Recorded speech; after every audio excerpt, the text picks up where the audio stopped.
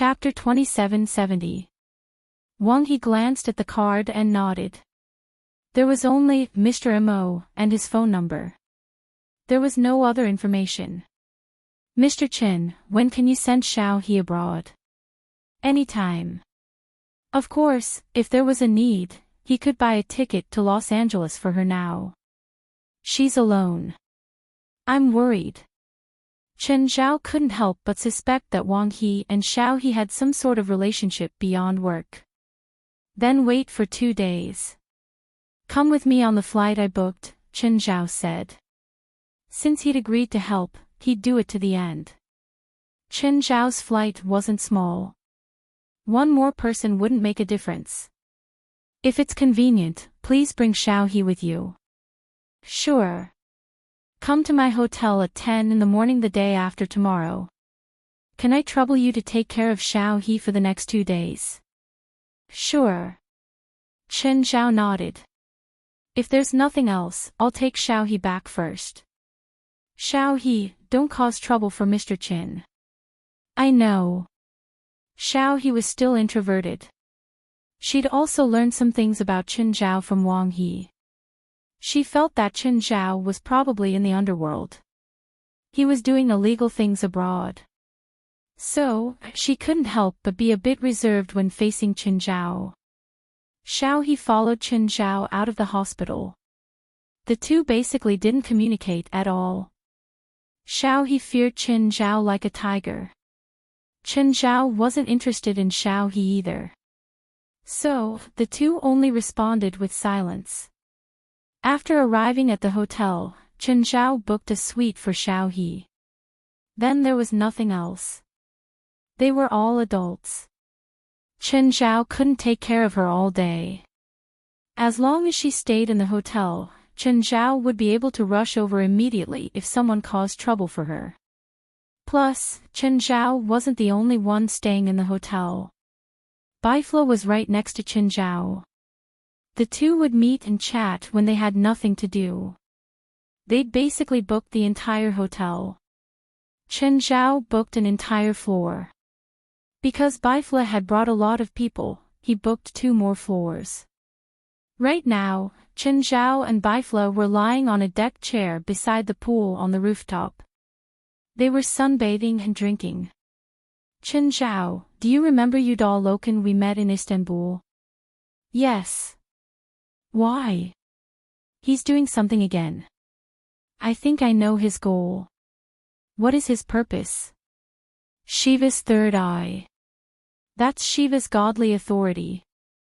Didn't his men say that Udal Loken wants to become a god? He wants to obtain the third eye and Shiva's godly authority so that he can become a real god. Chen Zhao narrowed his eyes. Shiva's third eye, divine power. He also had a magic book from Arhantarol. But Chen Zhao basically left it in the spatial ring to rot. He had originally planned to find a scholar who was proficient in Sanskrit to study it. However, after returning to Los Angeles, he had already forgotten about this matter. Chen Zhao didn't really care about this. However, now that Baifla was mentioned again, Chen Zhao could not help but have some thoughts. After all, this matter involved divine authority. Chen Zhao also wanted to figure out what divine authority was. Don't you have 2 important subordinates of Udal Loken? Did they provide any useful clues? The information they can provide is very limited. The information they have seems to be very important, but it's all superficial information. They don't know anything about the real core information, but one thing is for sure, they're very important to Udal Loken. Baifla glanced at Chen Zhao. Most of what I know is from my own analysis. Don't you have that magic book about cultivating the third eye? Did you find anything? Chen Zhao was stunned. Yes. No, the information I have is very limited. I need more time to study it. Chen Zhao was too embarrassed to say that he hadn't studied it at all. Actually, guessing is useless. The most direct method is to capture Udal Loken and break his limbs first. Let's see if he'll still be so stubborn. If we can capture him, he wouldn't be alive now. Biflo was rather helpless. Even if he was extremely powerful, even if his cultivation was the best in the world. But facing an enemy like Udal Loken was also a headache.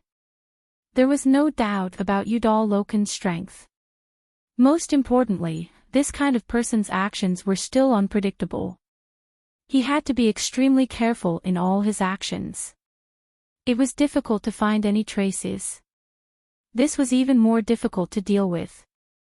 A powerful but cautious enemy was the most troublesome. Moreover, Udal Loken had left behind some harsh words before he left. Now, Biflo was on tenterhooks every day. No matter how strong the enemy was, Biflo wasn't afraid. At worst, he could just call for reinforcements. Apart from that, he had a lot of friends. Just combat ability alone. No matter how strong he was, could he be stronger than Chen Zhao? Biflo wasn't worried about whether he could get Chen Zhao to help. More importantly, Udal Loken wouldn't show up at all. Guarding against thieves every night was also quite troublesome for him. If you have news of him, let me know. He actually tried to hurt Jerlin last time. I can't rest easy if I don't kill him. That was what Biflo thought. As long as there was any trace of Udal Loken, he would inform Chen Zhao directly and end that mad dog's life. Actually, Chen Zhao was also very unhappy with Udal Loken. Very unhappy.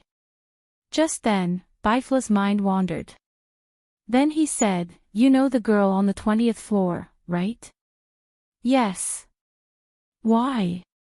"A few people came to the hotel lobby. Their auras are similar to hers.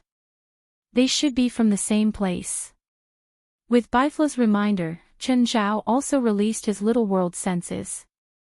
Chen Zhao also sensed their existence. However, he didn't sense any aura from them. "I didn't sense any magical aura from them." "How did you?" "Breathing rate," Biflo said. Biflo said, the cultivation method they practice should be to regulate their magic power through breathing. This kind of cultivation method is not common, but I know a few similar cultivation methods, so I am quite familiar with them. Also, they have the same breathing frequency as the little girl you brought back. Their muscles are tense, and their breaths are short and long. It seems like they are accumulating energy, waiting for the moment they need it to explode. So, I think they should be coming for the little girl, and they most likely have the intention to kill. Have your men chase them away." Chen Zhao was still lying on the chair, unmoved. Biflo had many experts in his team. Chen Zhao wasn't worried that his men couldn't handle them. Chapter 2771. Wang He quickly picked up his phone. At the same time, he picked up a business card. "Why do you need a business card to call Yi He? Didn't you call Yi He?" Crane Shadow narrowed his eyes at Wang He and approached him in an unfriendly manner. No.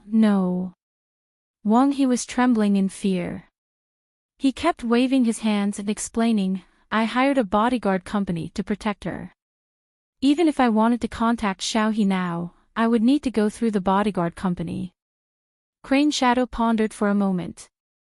Were the people he met at the hotel from the bodyguard company? It did look a little similar. However, Crane Shadow still snatched the name card from Wang He's hands. "Mr. Mo. 13x times x times x, Crane Shadow tossed the name card back to Wang He. However, the name card did not fall lightly. Instead, with a flash of red light, it stabbed right into the metal backrest on Wang He's back. Wang He was so scared that he broke out in cold sweat. Should he call Xiao He directly? Or should he call the number on the business card?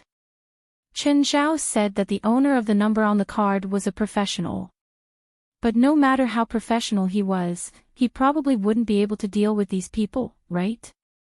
At this moment, Wang He was having an intense internal struggle. He didn't want to die, but he didn't want to hurt Xiao He either. The relationship between him and Xiao He was just an employee. There was no need for him to lose his life for her. However, Wang He really could not bring himself to call Xiao He over. That would really kill her. Hurry up and make the call. Don't play any tricks, Crane Shadow scolded. Wang He was taken aback by this shout. Finally, he made up his mind and dialed the number on the business card.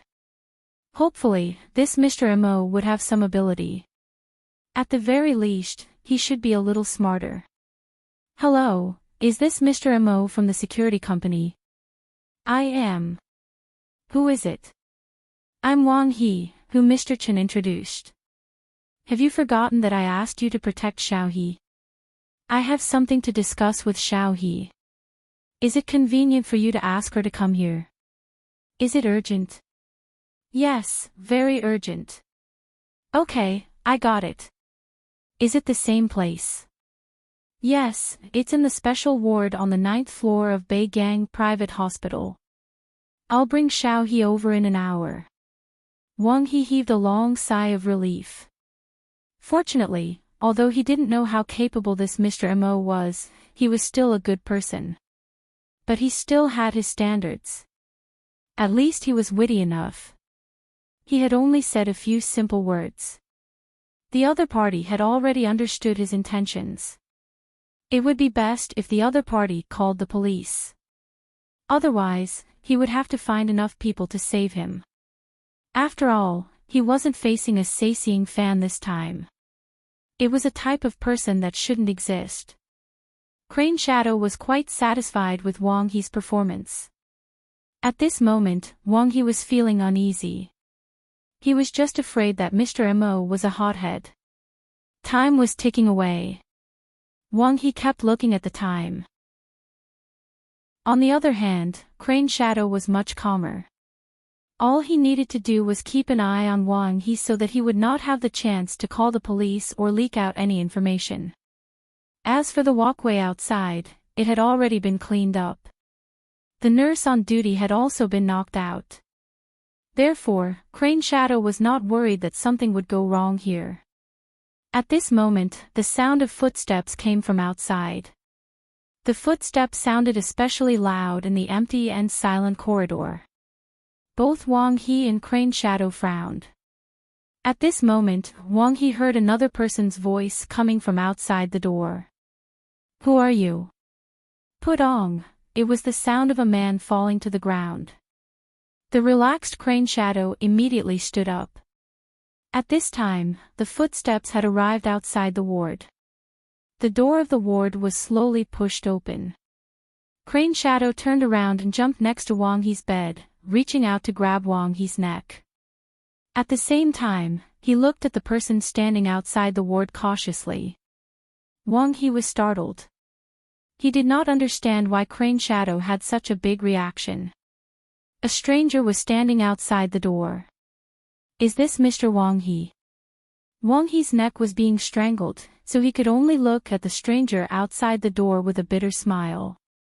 You should be able to guess from my current state. I'm Wang He, and you're Mr. Mo. Why do you have my number? Mr. Mo, can you consider my current state first? Crane Shadow's muscles were all tensed up. Even the fingers that were holding Wang He's neck were a little stiff. The person standing outside the door. The top cultivator of the supernatural world. At the same time, the top assassin in the world of assassins. Mo Han, the trickster. Why was he here? Fellow cultivator, can you relax a little? He's about to be strangled to death by you, Mo Han said casually. Crane Shadow was stunned for a moment.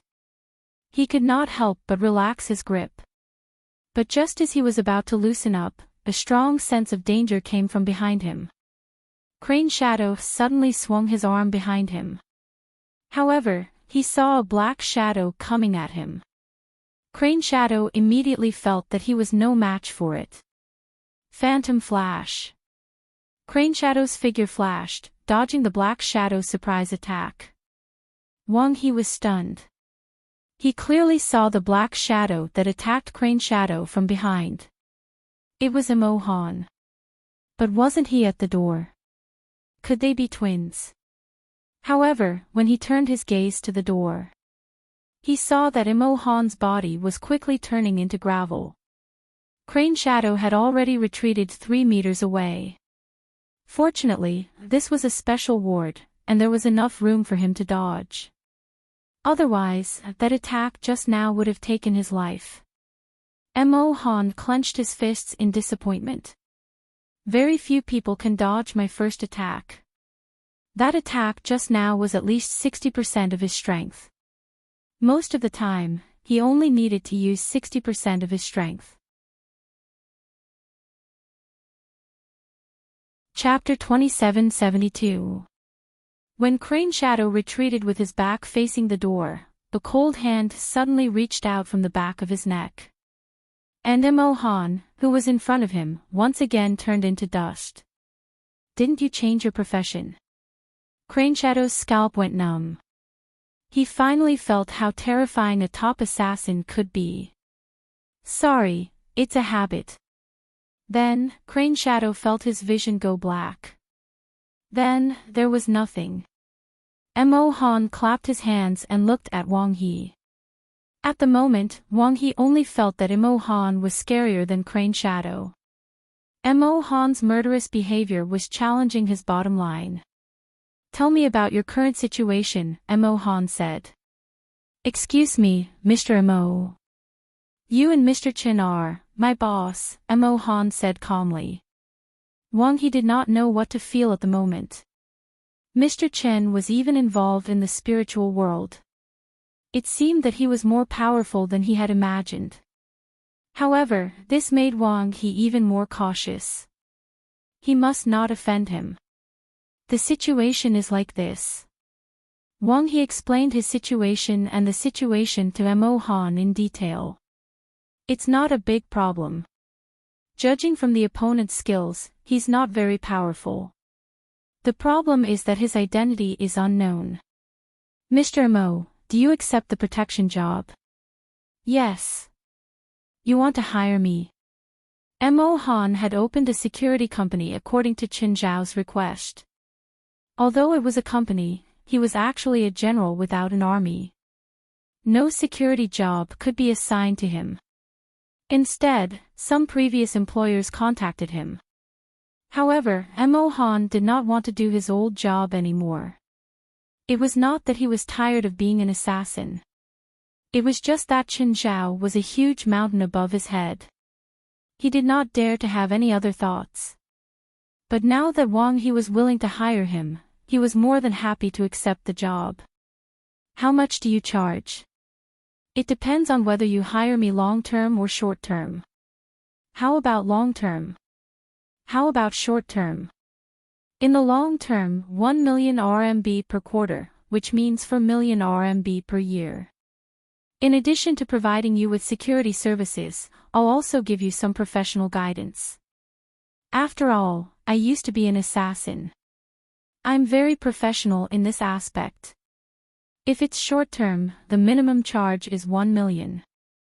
The service period is less than a month. You can pay after the mission. Are you still doing your old job? I don't want to do it anymore. Why, do you have such needs? I can recommend some of my peers to you. They are of good quality and cheap. No, I'm just asking. Wang He hurriedly waved his hands and shook his head. I'm just saying if I need such services in the future.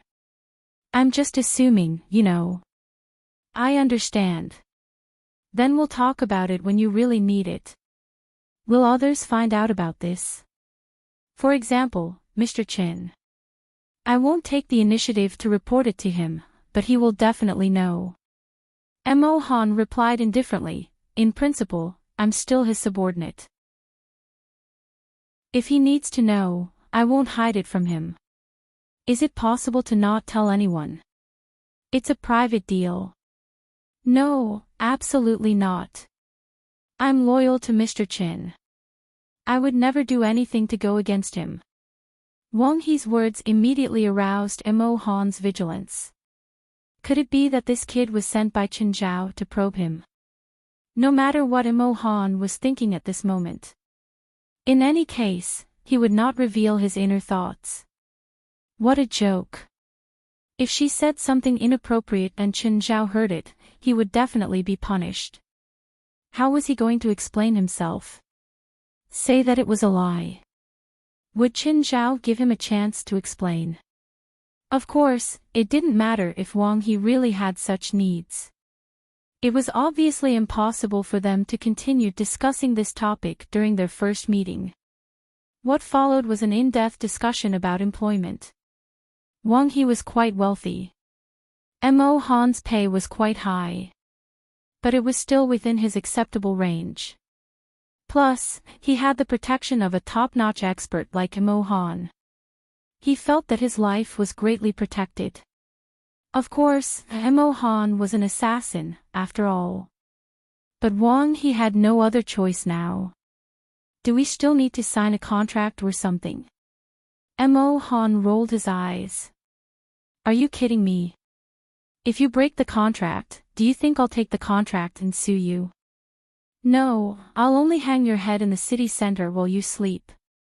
The next day, Chen Zhao received a call from Mo Han. Chen Zhao roughly understood what had happened last night. But Chen Zhao only understood. He didn't call Wang He. To Chen Zhao, this had nothing to do with him.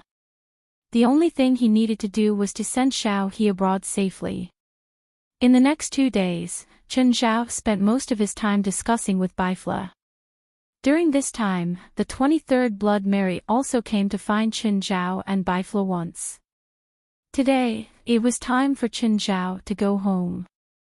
Chen Zhao brought his family and Xiao He, who was a burden. Xiao He's paperwork was still being done, but she had 2 weeks for her tourist visa. Chen Zhao had already asked Alex to help with Xiao He's student visa. For Alex, 2 weeks was more than enough time. Of course, the most important thing was that he had enough money. Chen Zhao used Xiao He's personal bank card to deposit a few million yuan. If he waived the deposit in front of the consular officer, there was a high chance that it would be approved. Of course, Chen Zhao didn't need to care about the details. Xiao He was still very obedient. She was very careful on the plane. Private chartered flights were much more relaxed than commercial flights. At least, Chen Zhao and his family didn't need to be so reserved.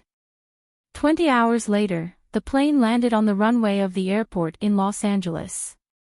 After getting off the plane, Chen Zhao had Fei Lai take the kids home first. Chen Zhao brought Xiao He to the place he'd arranged for her. Of course, Chen Zhao wouldn't arrange a non-star hotel for Xiao He. He arranged for Xiao He to stay with Ethan.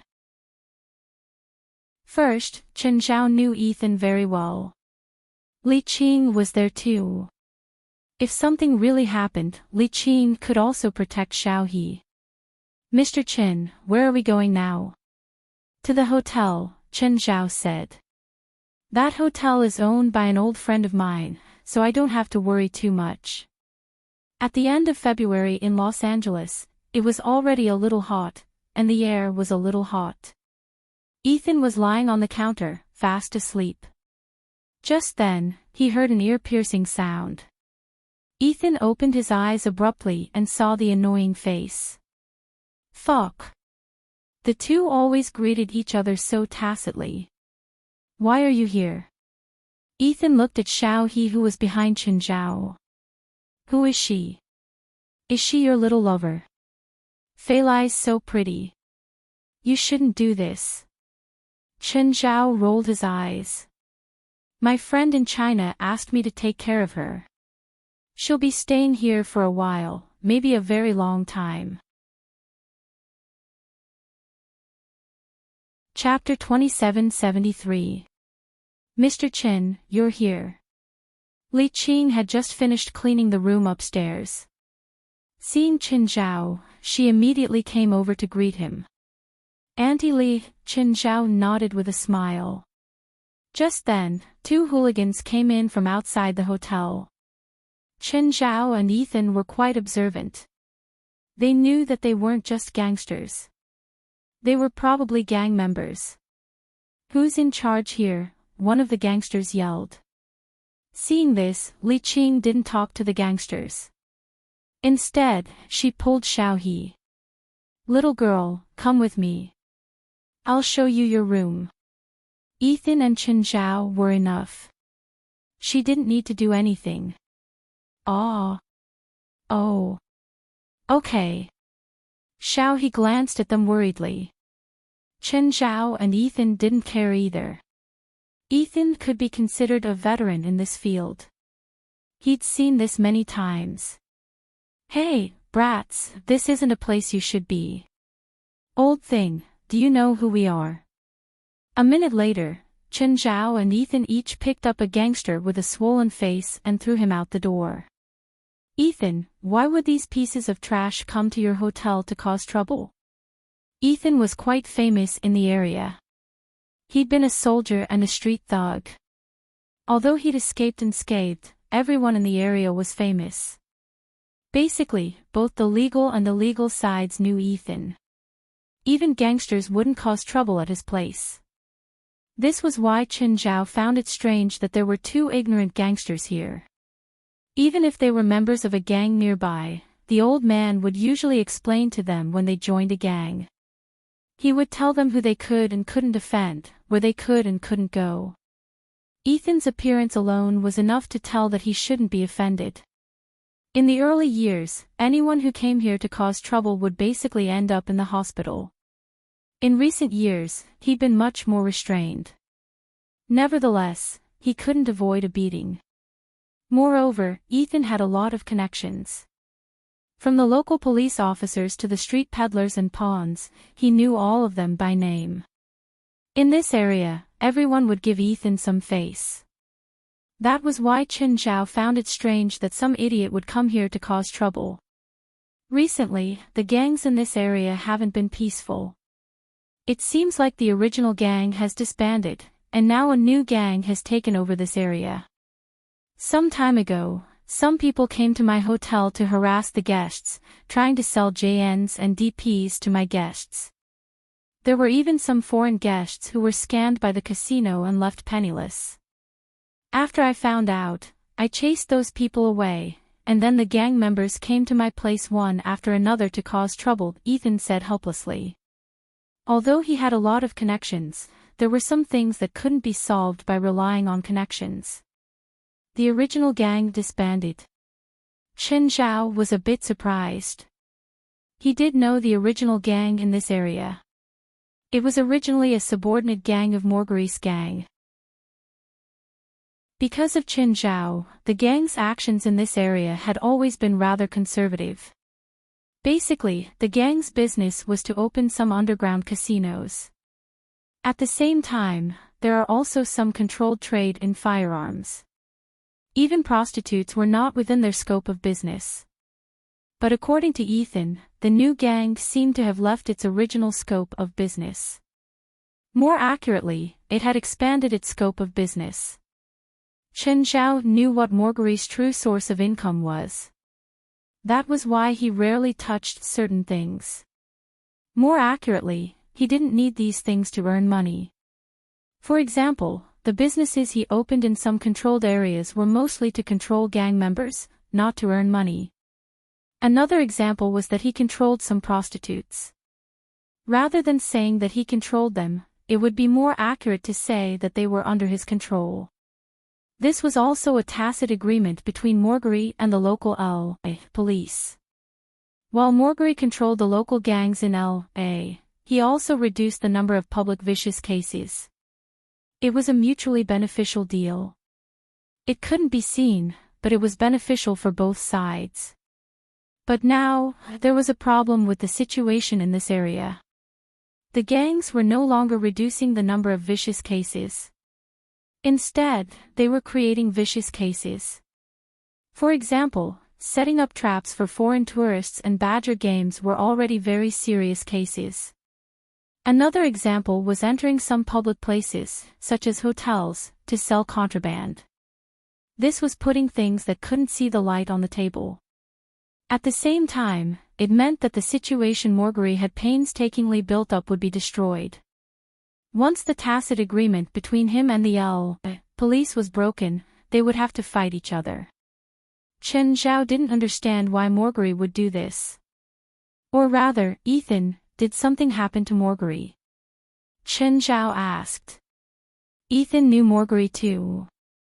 Chen Zhao had only known Marguerite through Ethan, the middleman. Ethan also knew about Marguerite's life. I don't know the specifics, but in the past 2 months, LA's crime rate has obviously increased by a lot. Is there more information? Chen, you have a successful career now. It's best if you don't get involved in some things. Chen Zhao narrowed his eyes and turned to Ethan. I still prefer a peaceful LA, Chen Zhao said, smiling. There was something Chen Zhao didn't say. He had never thought that Marguerite was the underground king of LA.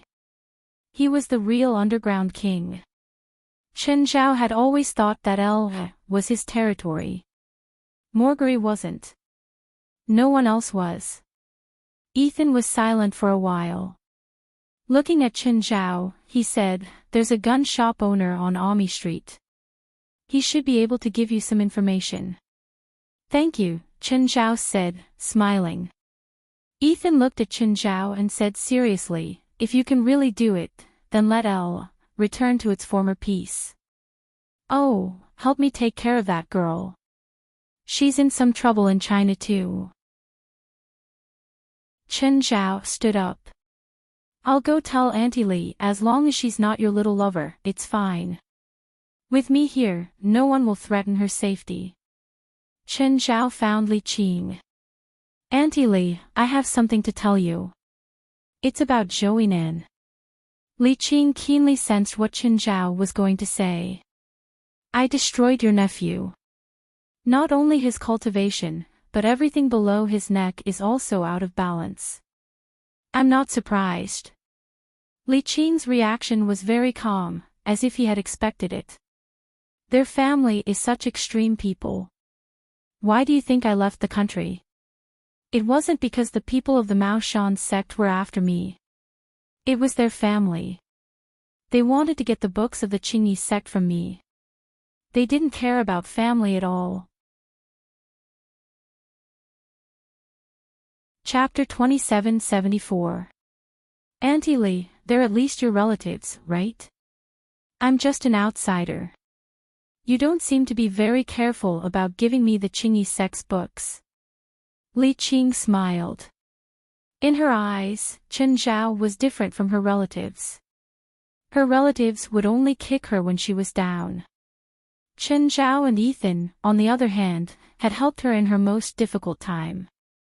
In Li Qing's eyes, Chen Zhao and Ethan were her real family. She didn't hate the people in power in the Mao Shan sect. She was born in a family in the spiritual world in Huaxia. She was familiar with the battles in the spiritual world. Moreover, the Mao Shan sect and the Black Cloth cult didn't kill them all. Instead, it was her relatives who attacked her. In the end, she was forced to flee abroad to seek refuge. Alright, you're just afraid that I'll be upset, right? Don't worry. I won't be sad even if you kill him. I might even thank you.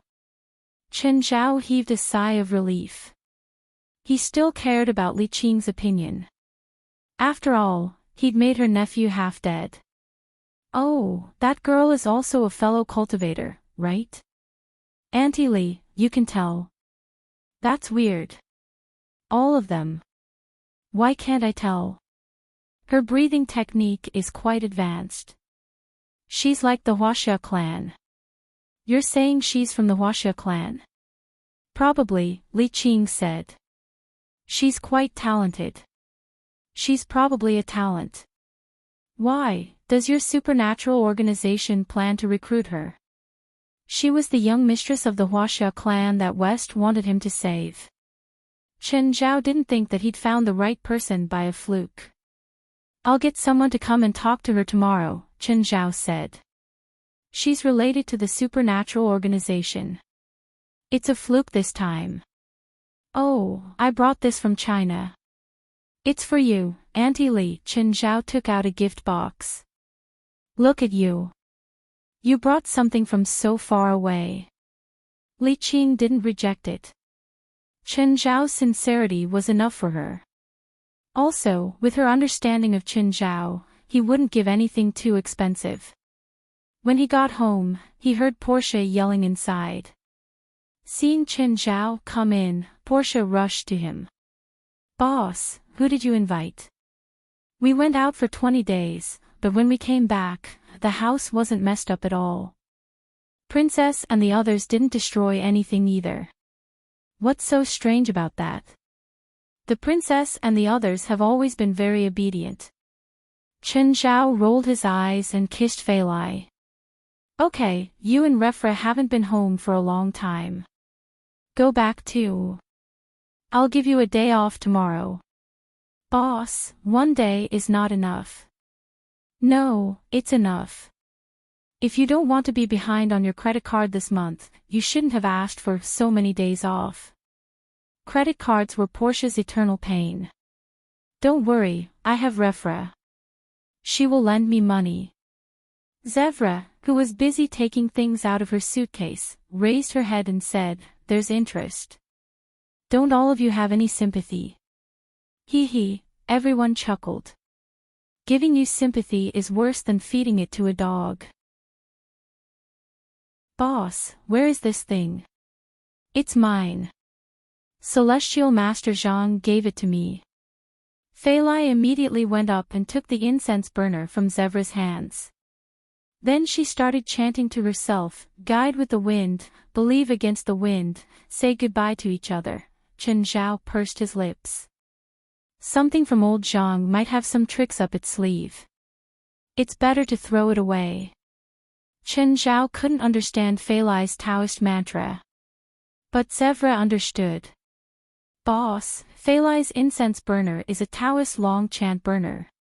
What's so special about this incense burner? When ancient people prayed in Taoist temples, they used the fortune burner to burn incense and pray. Another way is to invite blessings home. The Taoist temple will give out a child cauldron, which is this kind of long chant burner. Fei Lai is chanting the Heavenly Lord Hong Great Fortune scripture. Zevra, you actually know so much about religious culture. Portia looked at Zevra in surprise. Chen Zhao wasn't surprised at all. What was Zevra's job? A former dragon slayer. She was a straight woman who had personally killed a giant dragon. Understanding the religious culture around the world was child's play. After all, many of the weapons used by dragon slayers included all the religions around the world. Some weapons even required one to be familiar with religious knowledge. After working for a while, Zevra and Portia were chased home by Chen Zhao. Then it was the underlings' turn. They were experts at housework. In the 20 days that Chen Zhao wasn't around, they took care of the pets. That was why they didn't rush into the city to eat people. His family was already used to the underlings' existence. They were also used to the underlings taking care of their daily lives. In terms of housework, even the diligent Zevra couldn't compare to any of the underlings. There was no need to mention the lazy Portia. So, Chen Zhao sent the two back. Darling, it's almost summer. Let's move to Moon Villa, Fei Lai said. Sure. Moon Villa was used to avoid summer. The coastline there was more suitable for summer activities. Mirror Lake Villa wouldn't be hot either. However, it was precisely because Mirror Lake Manor's greenery was too lush that the sunlight was basically blocked. If they wanted sunlight, they had to either go to the lake or the grassland behind. If they wanted sunlight, their first choice was Moon Villa. Chen Zhao thought about it and decided to wait for a month or so. He would move in April when the temperature rose. The next day, Chen Zhao drove Fei Lai to Angel Beach. When Robio saw Chen Zhao, he immediately pulled Chen Zhao over to chat. Chen, how was your trip back? I've already donated so much money to the coastal rescue team. Can't you just hire more people? Even if you can't find someone who can replace Feilai, you can just hire 8 or 10 more. You need speed to save people on the shoreline. If you can swim 5 seconds faster in the waves, the drowning person's chance of survival will increase by 5%. Feilai can swim 30 seconds faster than other lifeguards at 300 meters from the shoreline. This means that no one in the world can replace her. Even if you invite the swimming legend Evely, she won't be as good as Feilai. That's not a reason to enslave her. Hey, we're doing a very meaningful job, not enslaving her. She comes home exhausted every day. Then why don't you say that she gets more vacation than other lifeguards? Her vacation was bought by my donation. As the best lifeguard, isn't it natural for her to get more vacation than others? Chapter 2775. Chen Zhao and Robio's argument would never come to a conclusion. Chen Zhao naturally didn't want Feilai to work so hard every day. She might even be in danger. After all, saving people wasn't just about swimming fast. Sometimes, drowning people would drag the lifeguard into the deep water. Therefore, every time they saved a person, the lifeguards risked their own lives. Chen Zhao would rather Feilai go shopping in the mall every day. Or she could start her own company. No matter if it was good or not, at least her life wouldn't be in danger. She wouldn't have to fight against the sea every day. Indeed, Feilai's body was already stronger than normal people's. But she was still human. She wasn't Superman. Feilai was a normal person, so she couldn't control supernatural powers. So, Chen Zhao had Black Ma and White Ma accompany Feilai every day. At least, they could be Feilai's helpers. When necessary, they could also be Feilai's protector. Robio's philosophy was the same as Feilai's. They both felt that their careers were great and sacred. So, this was something Chen Zhao couldn't do anything about. Of course, this wasn't the first time they'd argued like this. It was meaningless because they couldn't influence the individual will of the people involved. And the two of them would only limit their argument to the two of them. In the eyes of the bystanders, the two of them were just chatting happily. Just then, Chen Zhao and Robio realized that a group of people had come to the beach. They looked around with perverted hands and feet. They looked like thieves. The only thing missing was the word bad written on their faces. They spread out and occasionally came to the side of the lone tourists on the beach. They secretly took out some things to communicate with the lone tourists. Who are they? Chen Zhao asked. Robio's expression darkened. I don't know. They didn't exist before. They only appeared recently. I've called the police a few times, but we can't get rid of them completely. Disgust was written all over Robio's face. They didn't exist before. This is a public area. How could anyone dare to sell these things here? But it's happening now. I don't understand what's going on either. These D*Ned scum are polluting Angel Beach. Then urge the police or report this to the media. This should give the police more motivation to investigate. Also, protect Feilai. I don't care what happens to Angel Coast. As long as Feilai doesn't get involved, everything will be fine. It's not just her. The coastal rescue team is a big family. I won't let any member get involved in this. If there's any trouble, if there's any trouble that you can't solve, contact me at any time. Chen Zhao patted Robio's shoulder. I don't want to care about Angel Coast's trouble, but if it's Feilai's working environment, I have no reason to stand aside. West, gather our men. I'll head to the headquarters later. Guild leader, you promised to help me protect the refining god sex princess. Yet, you returned just like that. I'm really disappointed in you. If you continue to be so long-winded with me, I'll buy a plane ticket to fly back to Huaxia and strangle that bullshit princess of yours. As expected, West stopped talking. He was truly panicking. It was fine if the traitors of the Refining God sect chased after their ally's daughter. But if he, the guild leader's daughter, was involved, would she still have a chance to live? What a joke. Her corpse could be exposed in the wilderness at any time. She would be lucky to have an intact corpse. He knew that most of Chen Zhao's enemies didn't even have a corpse left. And the enemies that had the most number of intact corpses were the dragons. When Chen Zhao arrived at the headquarters, he heard the mechanical sounds of the construction site in the distance. West walked out. Guild leader. Why is the construction site so loud recently? It can't be helped. After all, it's building an airport. Even if it's a small one, it's still a huge project, West said helplessly. Guild leader, about the Refining God sect, I brought her back to Los Angeles. You can contact her yourself tomorrow. Guild leader, you found her. Of course. Huaxia is my base. Finding someone is a piece of cake.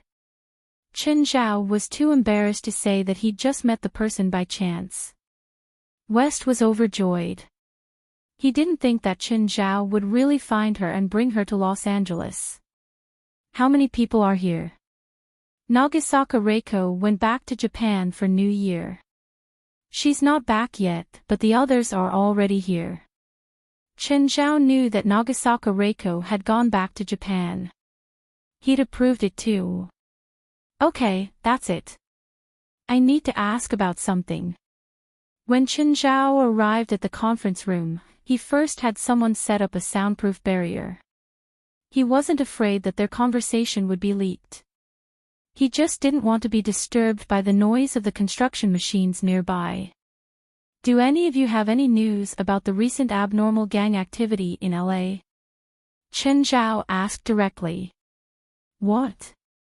President, are we still going to get involved in the gang's fight? Jolanash asked. If it's the old gang, I don't mind. Chen Zhao glanced at Jolanash. But the premise is that this gang's activities are always within my tolerance range. They don't commit crimes without restraint right under my nose. There was one more thing Chen Zhao didn't mention. The gang leader was someone he knew. After returning to Los Angeles, Chen Zhao had called Morgari several times. But all of them were dead. He couldn't pick up. Chen Zhao felt that Morgari might already be dead. Chen Zhao actually didn't care much about Morgari's life or death. If he really had to talk about it, Morgari deserved to die. He wasn't a gentleman. In fact, he wasn't even a good person.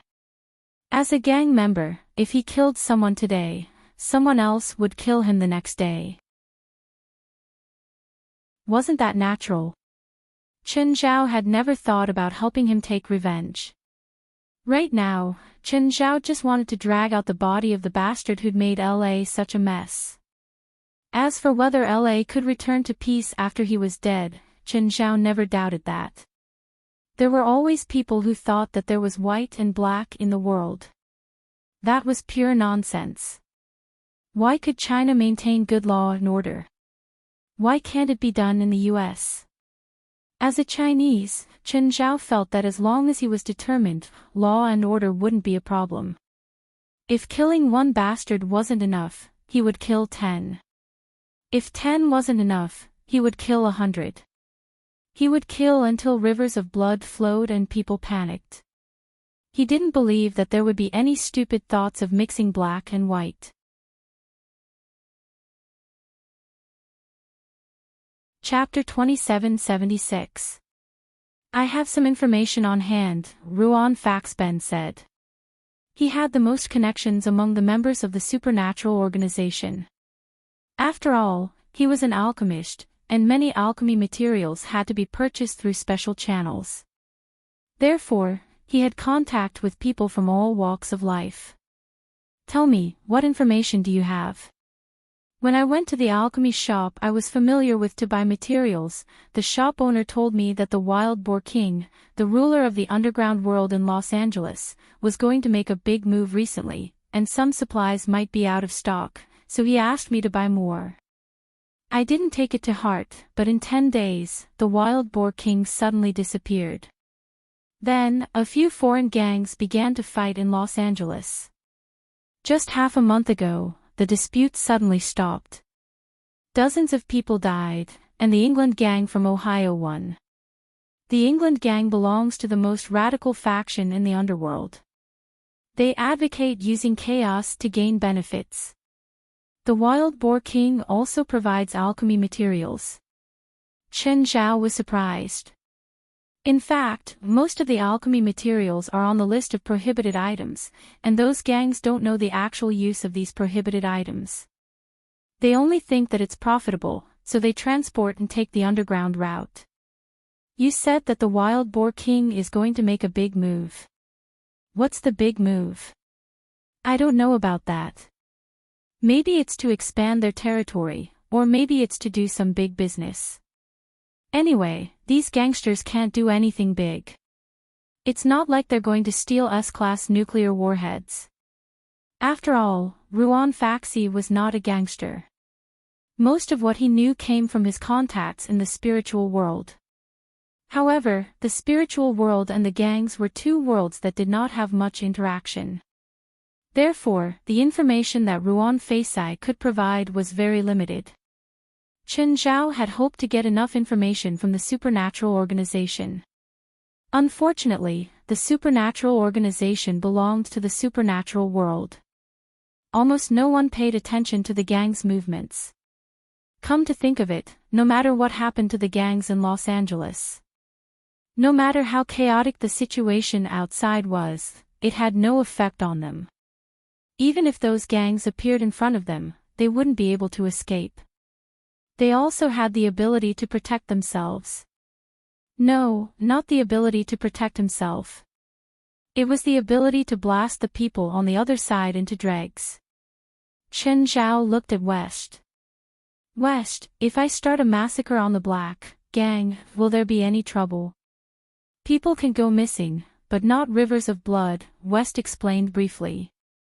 What he meant was that the gang members could disappear en masse.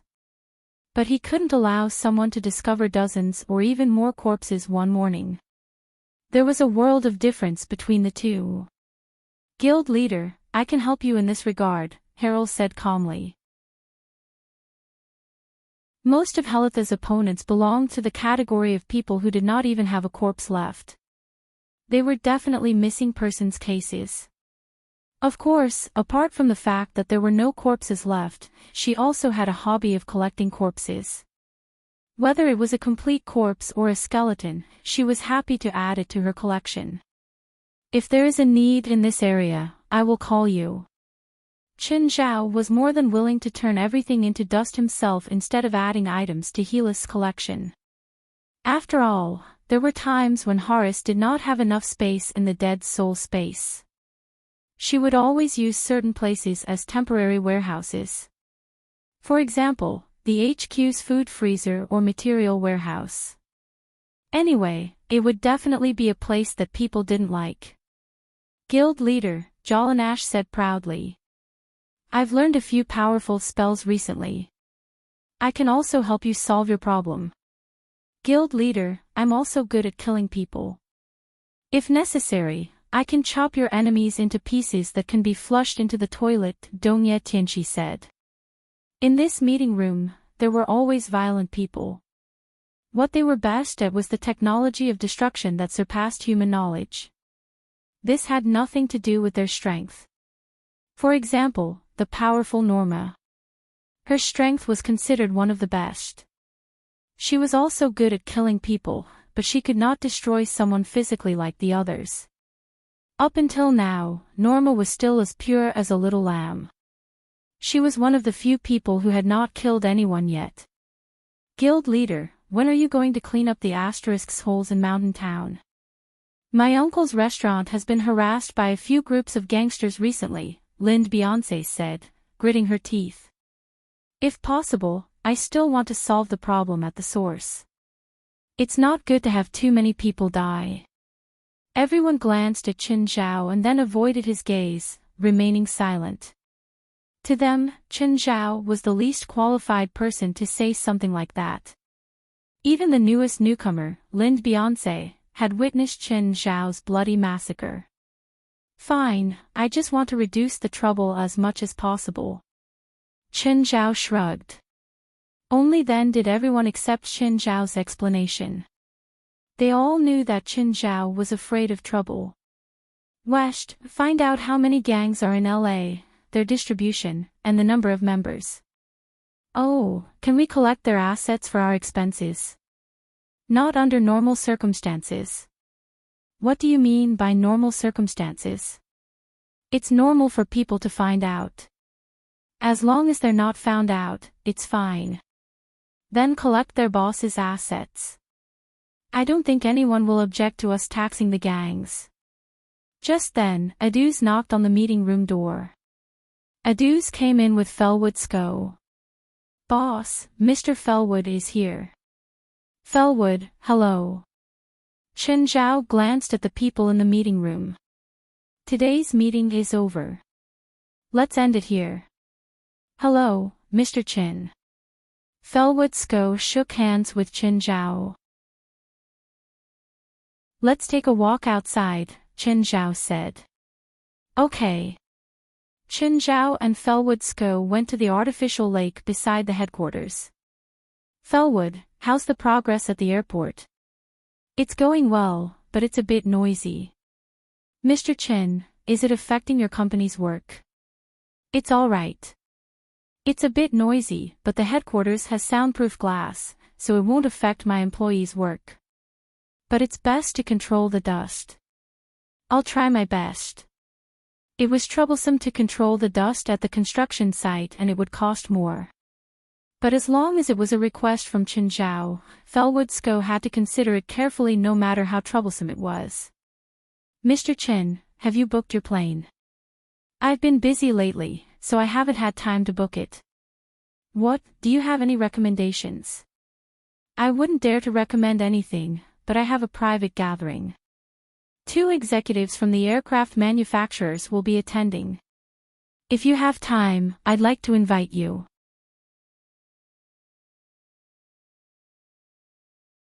Chapter 2777. Felwood Sko didn't want to recommend Chen Zhao's private plane. In fact, the plane manufacturers found out that Felwood Sko was building a private airport for a rich person. That was why they asked Felwood Sko to recommend Chen Zhao. These manufacturers promised that if Chen Zhao bought their planes, they would give Felwood Sko a generous commission. But Felwood Sko was very clear about this. His main business was construction, not the commission for selling planes. That was why Felwood Sko only agreed to recommend Chen Zhao. Therefore, Felwood Sko only agreed to help with the referral. He didn't recommend any plane. Referral and recommendation were 2 different concepts. What the referral meant was, this is my friend who sells XXX products and wants to be friends with you. Recommendation was much more direct. My friend sells XXX products. You can consider their products. No matter how generous the plane manufacturers were, Felwood Sko wouldn't put the cart before the horse. After all, what Chen Zhao gave him was the foundation of a construction company. It wasn't a small profit like the commission. After all, a private plane was only tens of millions of dollars. The plane manufacturers wouldn't give him a commission of 10% or more. But the projects Chen Zhao gave him all had a profit of 20% or more. Also, he had the initiative in this kind of cooperation. After all, Felwood Sko was confident that his projects would be of high quality.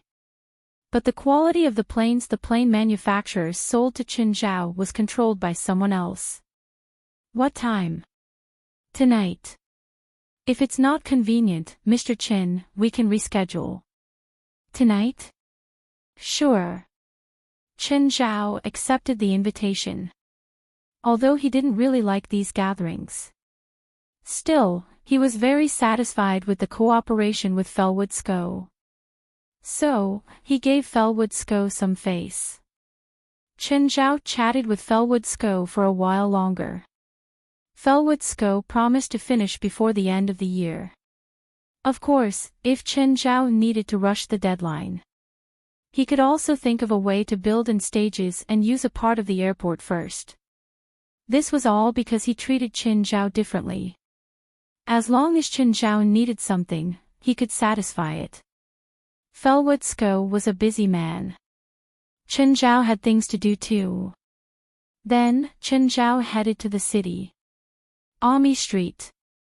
It was an old street. Most of the facilities were from the 70s and 80s. They looked rather old. There weren't many cars on the streets. Most of the shops along the street were closed. Even if they did open their doors, most of them had broken signboards. Chen Zhao drove back and forth on the street. After some time, he finally saw a gun shop. There was no sign at the door. If he hadn't seen the inside, he wouldn't have been able to find the gun shop. In fact, most of the shops on this street were supported by regular customers. Regular customers didn't need a signboard, and strangers wouldn't come here anyway. There were some guns hanging on the counter and walls of the gun shop, but most of the space was empty. It seemed that not only was the business bad here, but it was also about to close down. Seeing Chen Zhao come in, the owner lifted his eyelids. The one on the left is $80, the one in the middle is $120, and the ones over there are $200 to $300. The ones with labels are all legal, and the ones without labels are all illegal. Choose for yourself. Don't I need to register? In the United States, one needed a gun license to buy a gun. If there was even the slightest violation of the law, it would be cancelled. Simply put, if the government thinks you're dangerous, then you can't carry a gun. Even if they could buy a gun, they would need to register it. The gun's model, caliber, production date, certificate, as well as the buyer's identity. You drive such a good car, you must be a rich man. A rich man coming here to buy a gun is definitely not to buy a gun through the legal channels, or maybe he's not here to buy a gun at all, the shop owner yawned and said in an extremely lazy tone. The shop owner was obviously an experienced man. He could basically tell the background of the buyers who entered the shop with just a glance. But looking at Chen Zhao, he didn't really understand. After all, no rich people had ever come to his shop. Even if rich people really needed illegal guns, they'd get someone to buy them for them. They wouldn't have to buy them themselves. So, the owner was more inclined to think that this Asian was here to buy information. Ethan recommended me. He said that you can give me some information I need. The owner looked Chen Zhao up and down. You know that my fees are very expensive. Cash or check? Card is accepted. The owner took out the POS machine and placed it before Chen Zhao.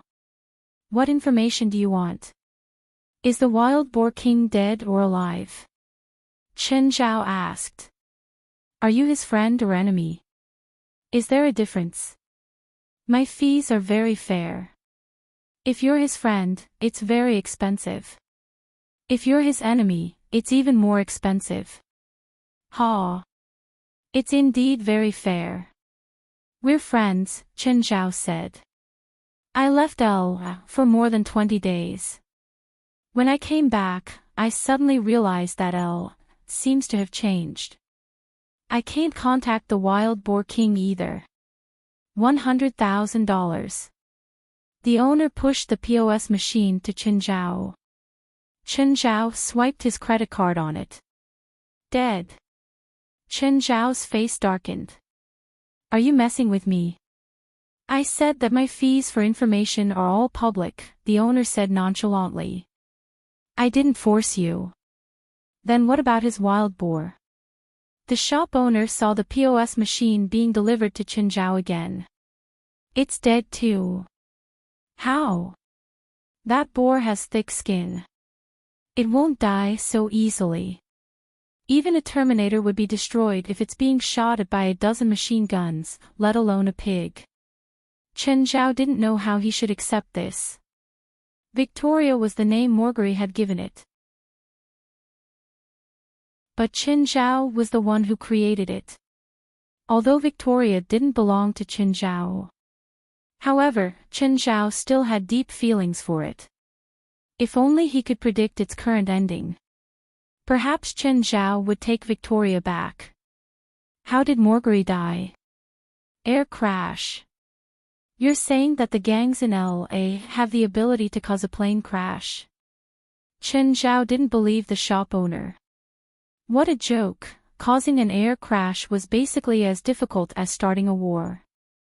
If the LA gangs could really do it, Qinzhao wouldn't have to deal with them. The government would be the first to eliminate them. Of course it's impossible to cause a plane crash in Los Angeles, but what if it was in Africa? Africa? You said Marguerite went to Africa.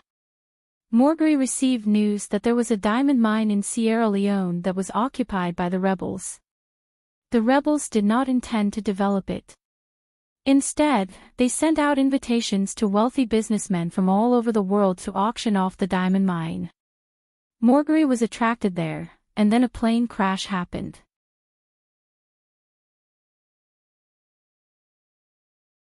Chapter 2778. In other words, this is fake news. I don't know if it's fake or not, but Marguerite's death is definitely not an accident. Is the LA gang completely controlled by the England gang now? Most of them are.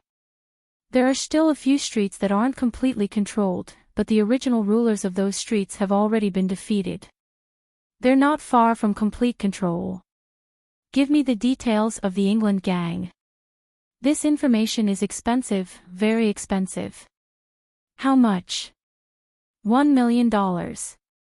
If you can afford it, I'll even tell you what color underwear their boss is wearing today. Qinzhao swiped $1 million. You don't have to tell me what color underwear their boss is wearing today. No, I mean what I say, the boss said firmly.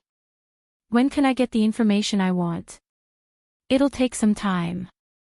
How long? I'm very busy. Or you can organize the information and send it to my email. 30 minutes. So fast. Qinzhao had thought that it would take at least a few days. He didn't think that it would only be 30 minutes. Was this some time? I could give it to you immediately, but I have to get the information on what color underwear the boss of the England gang is wearing today. Qinzhao's face darkened. The boss laughed out loud. I'm just kidding. Just give me a few minutes. I'll organize the documents. A few minutes later, the boss printed the documents and handed them to Qinzhao. Qinzhao was about to leave when the boss suddenly called him. Sir. What is it? I don't know what you're planning to do with these documents. Maybe you're planning to take revenge for Marguerite, but you better be careful. The England gang is a bit abnormal. Abnormal? What's abnormal? They're a group of extremely vicious thugs, the boss said meaningfully. Isn't that normal? I never expected them to be kindergartners. No, you don't understand what I mean.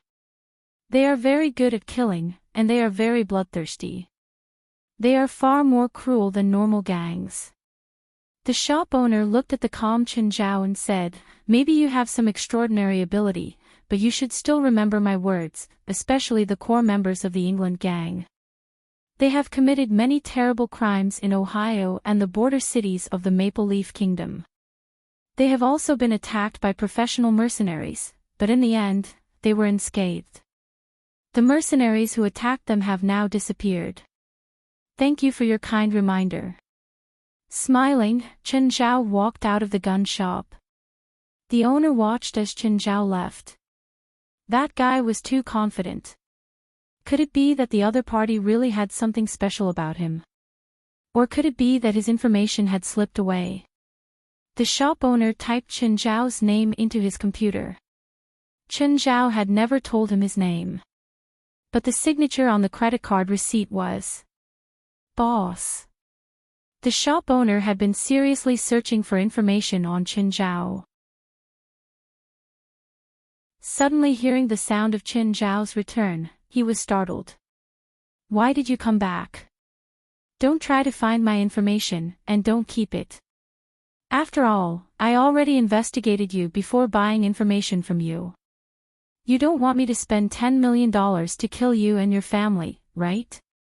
Fine. The shop owner shrugged helplessly. Sir, you misunderstood. Regardless, I don't want this misunderstanding to happen again. I promise, the shop owner said sincerely. There won't be a next time. He knew that some people were very dangerous. For example, they would use a fruit knife to cut open their carotid artery while they were sleeping.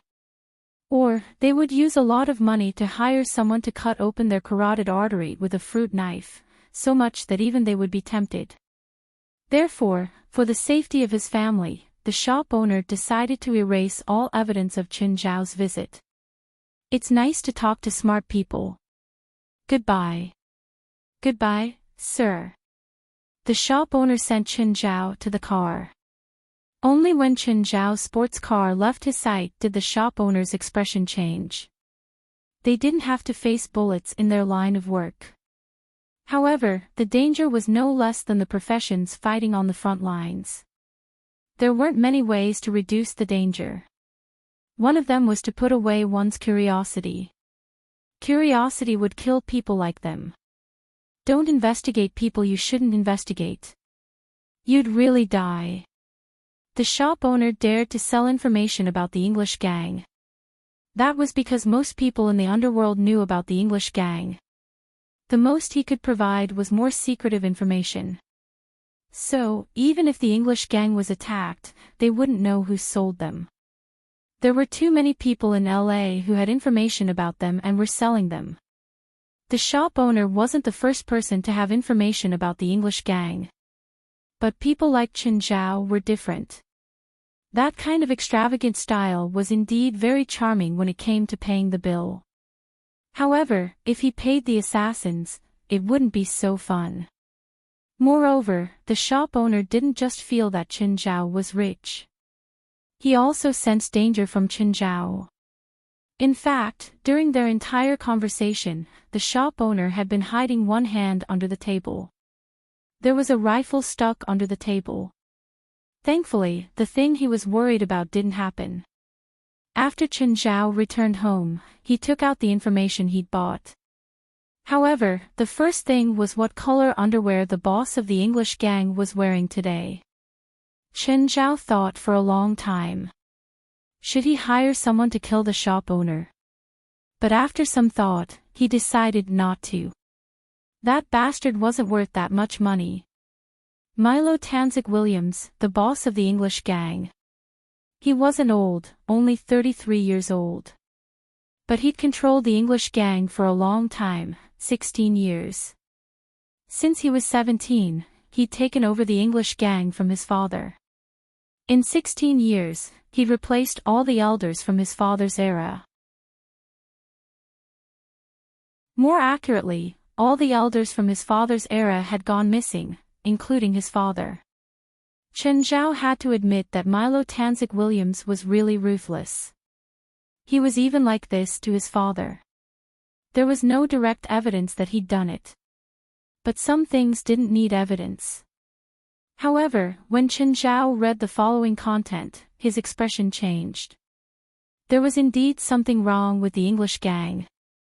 Not only was there something wrong, but it was a concentration camp for lunatics.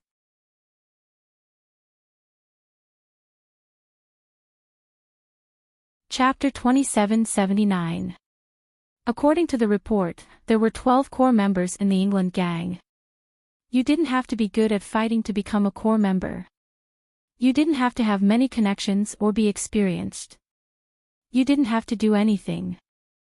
As long as you could do one thing, you could become a core member. Kill your wife and children. If you didn't have a wife and children, kill your parents. That was why Qin Zhao felt that the gang was a madman's gang. No wonder the gun shop owner had said that. The England gang was so cruel that it didn't make sense. Even a gang wouldn't have such a rule. In fact, most of the gang members in this world only wanted to survive. Only a few did it for profit. These were the facts that everyone knew. Perhaps there would also be those with abnormal minds who would kill to satisfy their own madness. It wasn't incomprehensible. After all, there were all kinds of birds in a big forest. But no gang was willing to recruit madmen. The England gang was the opposite. They didn't just recruit madmen.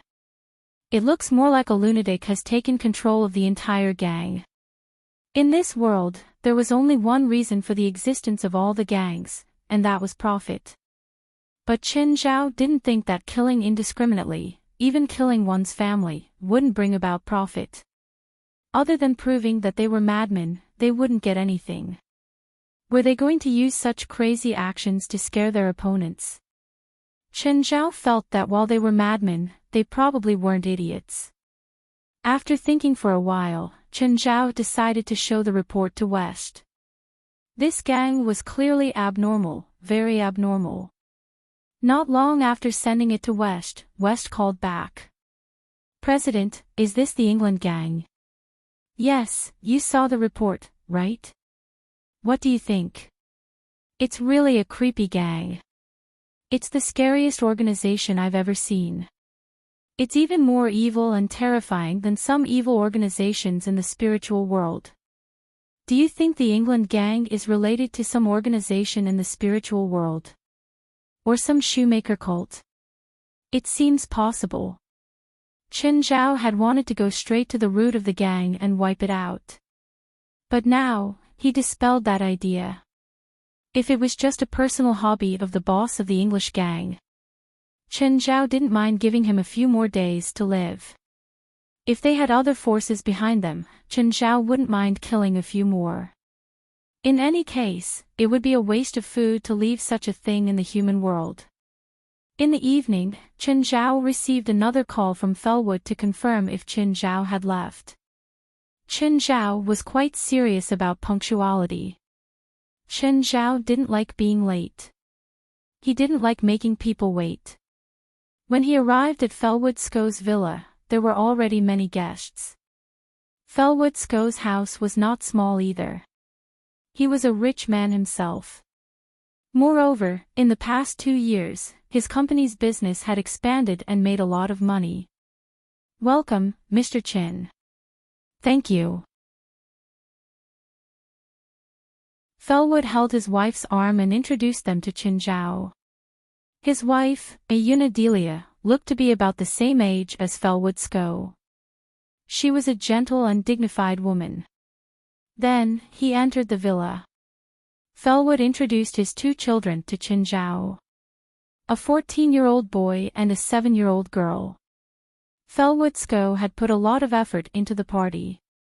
After that, the guests arrived one after another. Felwood couldn't stay with Qin Zhao the whole time. After greeting Qin Zhao, he went to welcome the other guests. Before long, Felwood Sko and an old man with silver hair walked over. "Mr. Qin, allow me to introduce you to my friend Bingerly Lang, the vice president of Northern Gravity. This is Zhao, a successful entrepreneur and the owner of Dashin Beer." "Hello, Mr. Bingale." "Hello, Mr. Qin. I'm a loyal customer of your beer." Although Bingley Lang wasn't young, he was very relaxed. Even though Qin Zhao knew why he had asked Felwood Scott to introduce him to him, Qin Zhao didn't care. He didn't go straight to the point. Instead, he used a friendly tone to get closer to Qin Zhao. "Another friend is here. I'll go greet them first. You guys talk." Felwood Sko gave Qin Zhao and Bingerly some space to chat privately. Bingo Lang took the initiative to talk to Qin Zhao about wine. They also talked about the various types of alcohol in China. He seemed to think that since Chen Zhao was a beer producer, he should be very familiar with and interested in alcohol culture. After talking about alcohol for more than 10 minutes, Bingerly Lang finally entered the main topic. Mr. Chen, I heard that you're considering buying a private jet. Yes, that's my plan. Even without Felwood Sco's gathering, Chen Zhao planned to start evaluating private jet manufacturers. Mr. Chen, do you have any planes in mind? Or do you have any plans? Not yet. You know that I'm just a beer seller. I'm still very unfamiliar with planes. Do you think Northern Gravity's products can satisfy your needs? I'm not very familiar with your company's products yet. Then, Mr. Chin, do you mind if I take some time to introduce our products to you? Of course, I'll try to skip the professional knowledge. Of course not. Actually, I'm quite interested. First, may I ask what price you've considered? A large plane or super large plane? I'm more inclined to build a sky villa. Ignoring the price of the interior design, I can accept the basic price within $1 billion. 2 medium-sized planes that can carry at least 15 passengers and require a certain amount of entertainment and rest space. Each unit should be within $100 million. 1 seaplane and 1 helicopter. Bingerly Lang's eyes shone with passion. This was a big order. Mr. Chen, Northern Gravity's main products are large planes and super large planes. Currently, we have 44% of the world's large commercial planes, and our market satisfaction is as high as 95%, much higher than Boeing and Airbus. What Bingerly Lang meant was that while they sold fewer planes, their products were better. However, this also showed the difference between Northern Gravity and aviation giants like Boeing and Airbus. Boeing and Airbus's market share was more than 30% and 20% respectively. The two giants combined had more than 60% of the market. On the other hand, Northern Gravity only had a pitiful 44%. Because of this, as the vice president, Bingerly Lang had to personally promote their products. Because every order was crucial to them.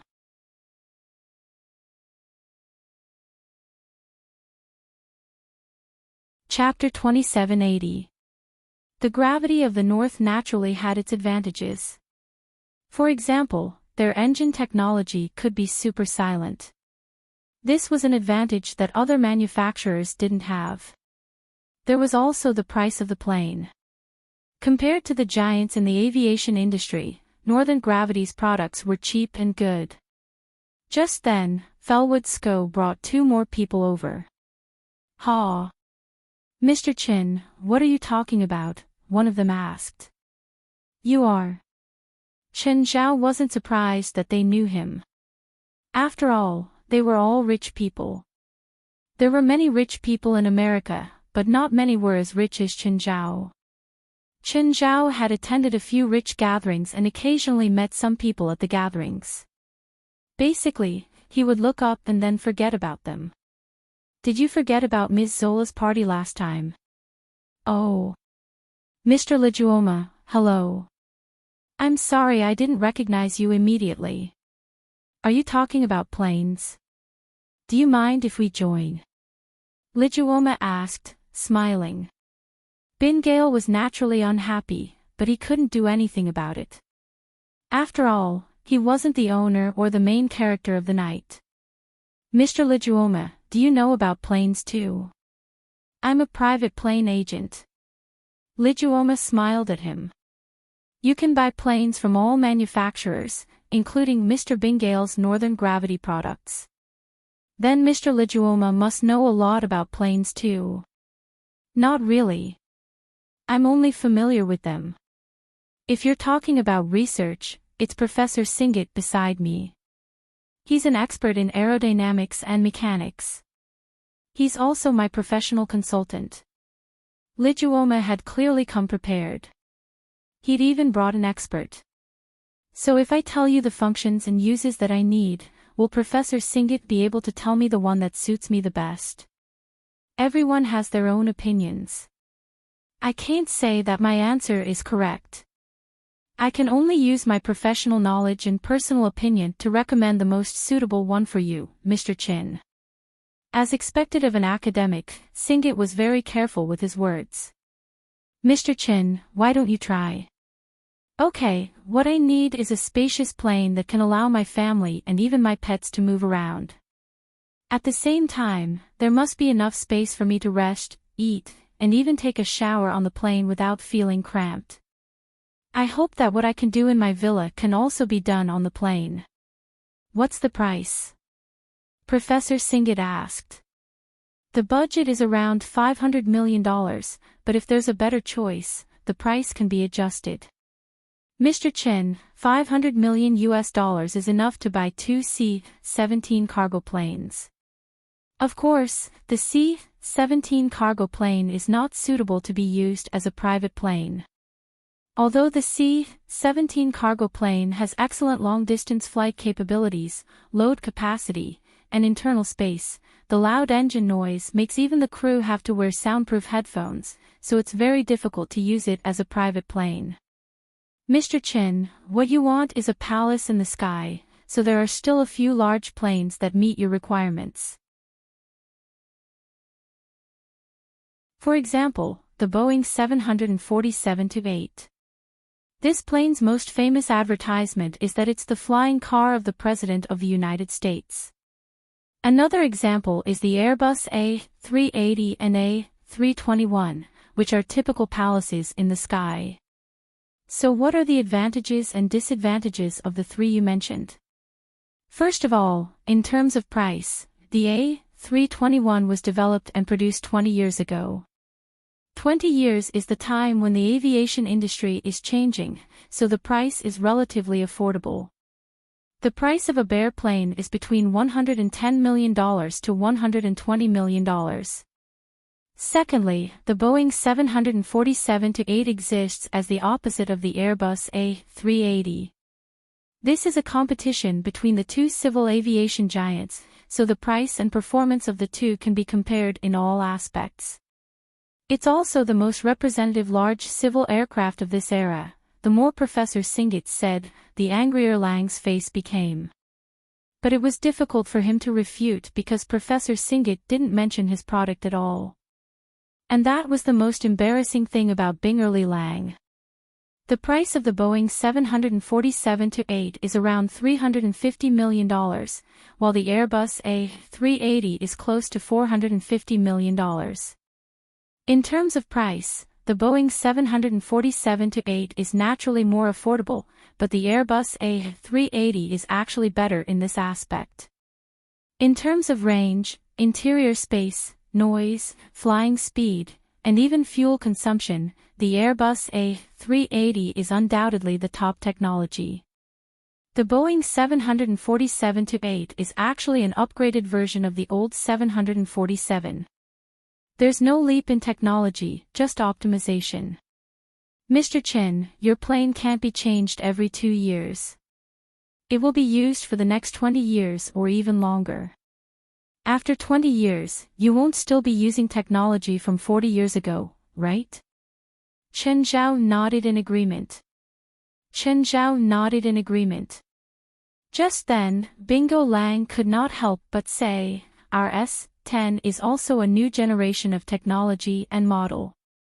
Professor Singit raised his hand and waved. We're about to talk about the S-10. Mr. Lang, please calm down.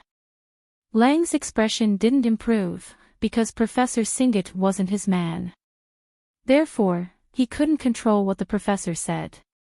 S-10 Super Civil Aircraft. Am I right? Bingri Lang nodded. Professor Singit continued, as one of the few super-large commercial aircraft models in the world, the S-10 is naturally the best super-large commercial aircraft of this era. It has an internal space of nearly 3,000 square meters, almost 5 times that of a Boeing 747-8.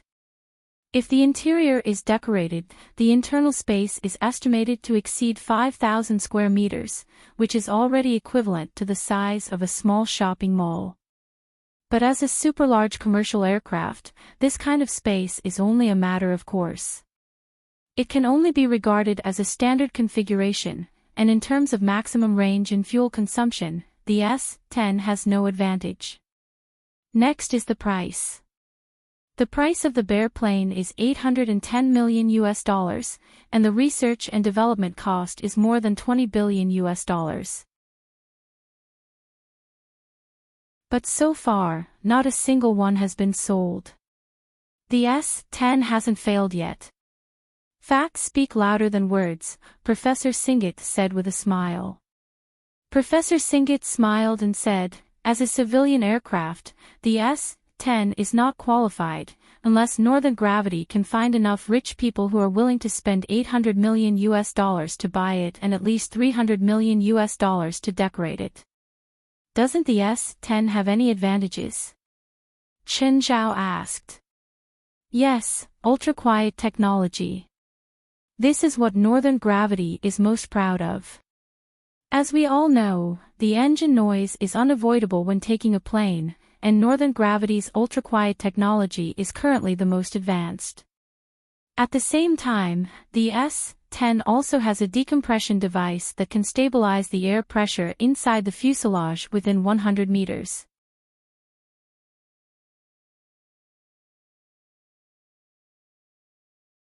Chapter 2781.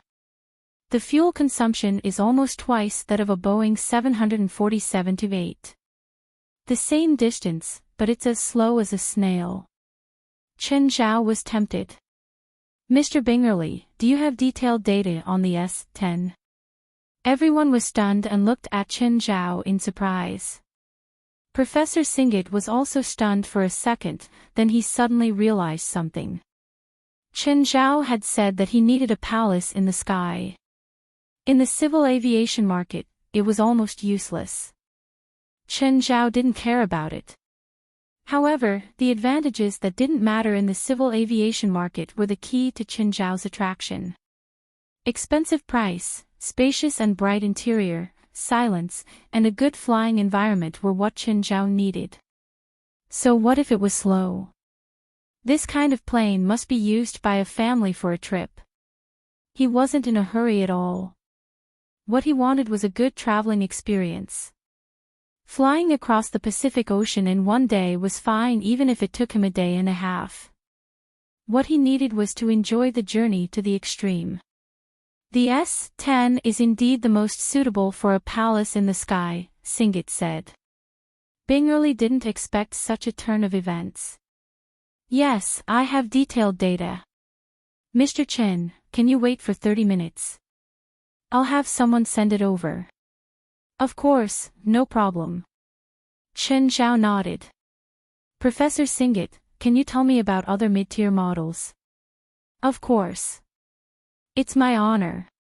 Professor Singhit then introduced a few well-known commercial aircraft manufacturers, from the manufacturer's history and culture to the price, advantages and disadvantages of the various models produced by them, as well as characteristics.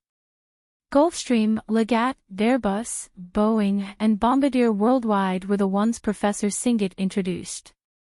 Chen Zhao liked Gulfstream and Bombardier Worldwide the most. It wasn't just because of their performance, but also because of their popularity. However, he hadn't decided yet. The S-10 was also Chen Zhao's favorite model. If there weren't any other suitable models, Chen Zhao would consider getting this model. There were a few more guests who wanted to come over.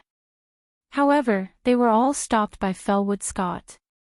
To put it bluntly, these guests were here to build relationships and expand their networks. However, these guests weren't of the same level. In Felwood Scott's words, these people weren't qualified. Half an hour later, Bingo Lang's people delivered the information Chen Zhao wanted. Chen Zhao looked at the documents. At the same time, Bingo Lang's subordinates gave more detailed and professional explanations. Mr. Bingale, I'm quite satisfied with the S-10. In the next few days, I'll look into the relevant information and give you an answer as soon as possible. Of course, I look forward to your reply. Bingerly Lang was satisfied with the current outcome. He didn't expect Chen Zhao to reply immediately. After all, this was a deal that involved nearly $1 billion USD. What they traded was not a toy, but a real plane. Chen Zhao's interest in S10 had already exceeded his expectations. Mr. Chen, can we exchange contact information? Lijuoma also requested. Chen Zhao also agreed. Of course, he gave Portia's number. Under the night sky, Chen Zhao didn't walk on the roads in the city. Instead, he walked on the roads in the suburbs. Suddenly, a shooting star shot out from the grass by the roadside. The flaming tail hit Chen Zhao's car directly. Bang! It was a rocket fired from a rocket launcher. The car flipped to the ground, flames burning wildly. Just then, two people popped their heads out from the roadside. Then, a few more people followed. Fuck, Tim, why did you shoot the car? I want you to shoot the road in front of him. Fuck, do you think you can shoot this thing wherever you want? One of them was tall and the other was short. The short fatty called Tim put down the rocket launcher on his shoulder. What do we do? Looks like the mission boss gave us failed. It's all your fault, idiot. Doreg, if you say one more word, I'll shove this up your ass, Tim said in annoyance. Whoosh! Suddenly, the wind became piercingly cold. The blazing sports car was reduced by the sudden gust of wind. The flames seemed to be compressed continuously. In the end, they disappeared. The thick black smoke seemed to be sucked in by a vacuum cleaner. No matter how much came out, it was absorbed by a single point. This strange scene attracted Tim and Doreg's attention, as well as their subordinates. They didn't understand what was going on with this obviously abnormal scene. Clang! The sports car, which had been completely burnt to ashes, suddenly flipped over. Something seemed to have flipped the car over from below. Everyone saw the person who should have been dead walk out of the car. Without hesitation, Tim raised the rocket launcher and aimed at the person. Whoosh! Boom! The rocket accurately hit the person. However, no one looked happy at all. The impact of the explosion only spread out briefly. The next moment, it shrank in a way that defied the laws of physics. The person was unharmed. The explosive flames kept shrinking in his hand until they were completely extinguished. Under the night sky, the person's eyes glowed red. Chen Zhao patted the dust off his body and looked at the group of people calmly. Run! The group of people dispersed in an instant. However, the first person who started running turned into ashes as he ran. Without my permission, whoever moves will die. Whoever opens their mouth will die. The people who'd wanted to escape during the chaos all froze. Everyone nodded involuntarily. Chen Zhao glanced at the people before him. There seemed to be too many people alive. I don't want to die. Save me. Half of the people suddenly turned into sparks. Tim just watched as Doreg turned into sparks. The remaining half felt like their scalps were going to explode. A chill swept through their bodies. It was just such an absurd reason. Just because there were too many people alive. Half of them had been turned into ashes. The man before them was more terrifying than they'd imagined. Everyone was trembling, and not a single one of them was not regretting it. Why had they accepted this mission? Why had they encountered such a demon? Yes, in their eyes, Chen Zhao was a demon. Okay, it's your turn. Chen Zhao looked at the other half. Feeling Chen Zhao's gaze, everyone lowered their heads. No one wanted to be stared at by a demon. Who told you to kill me? Tell me. Chen Zhao pointed at Tim. Tim looked up and said without hesitation, "Sir, we're not here to kill you. We're here to kidnap you."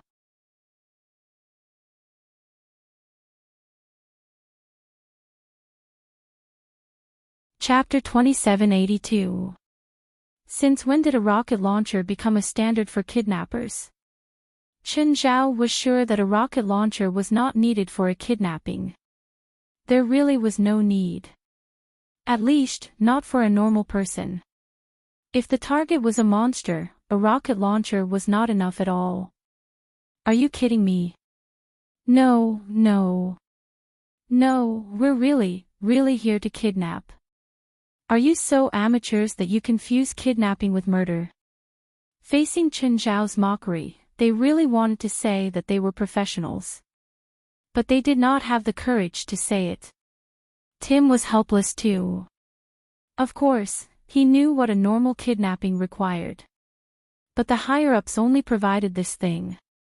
He had only planned to use the rocket launcher to scare Chen Zhao. But it was also his first time using it. This thing was too difficult to use. After firing it, there would be another 0.5 seconds of ignition time. It was this 0.5 seconds that caused him to misjudge the situation. Who sent you? The boss of the English gang, Milo. So you're from the English gang? No, we're not. You work for the English gang and now you're telling me you're not. We were forced to do this. We were originally just a small local gang. After the English gang came, they killed our boss and took us in.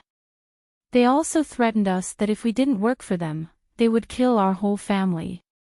Not only me, but almost all the other local gangs suffered the same fate. Just then, Chen Zhao's phone rang. Hello, Mr. Chin. Fellwood, what's up? Did something happen to you on the way? Huh? Chen Zhao was surprised. How did Fellwood know that something had happened to him? Did it have something to do with him? That couldn't be right. If it really had something to do with him, he should not be calling him now. What happened? Fellwood, why do you ask? Among the guests I invited just now, 2 of them had an accident on the road.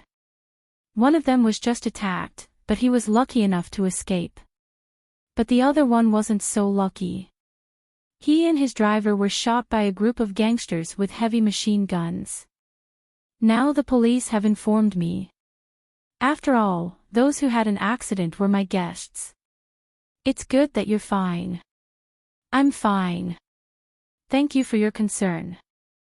Let me know if you have any news. I'll be home soon.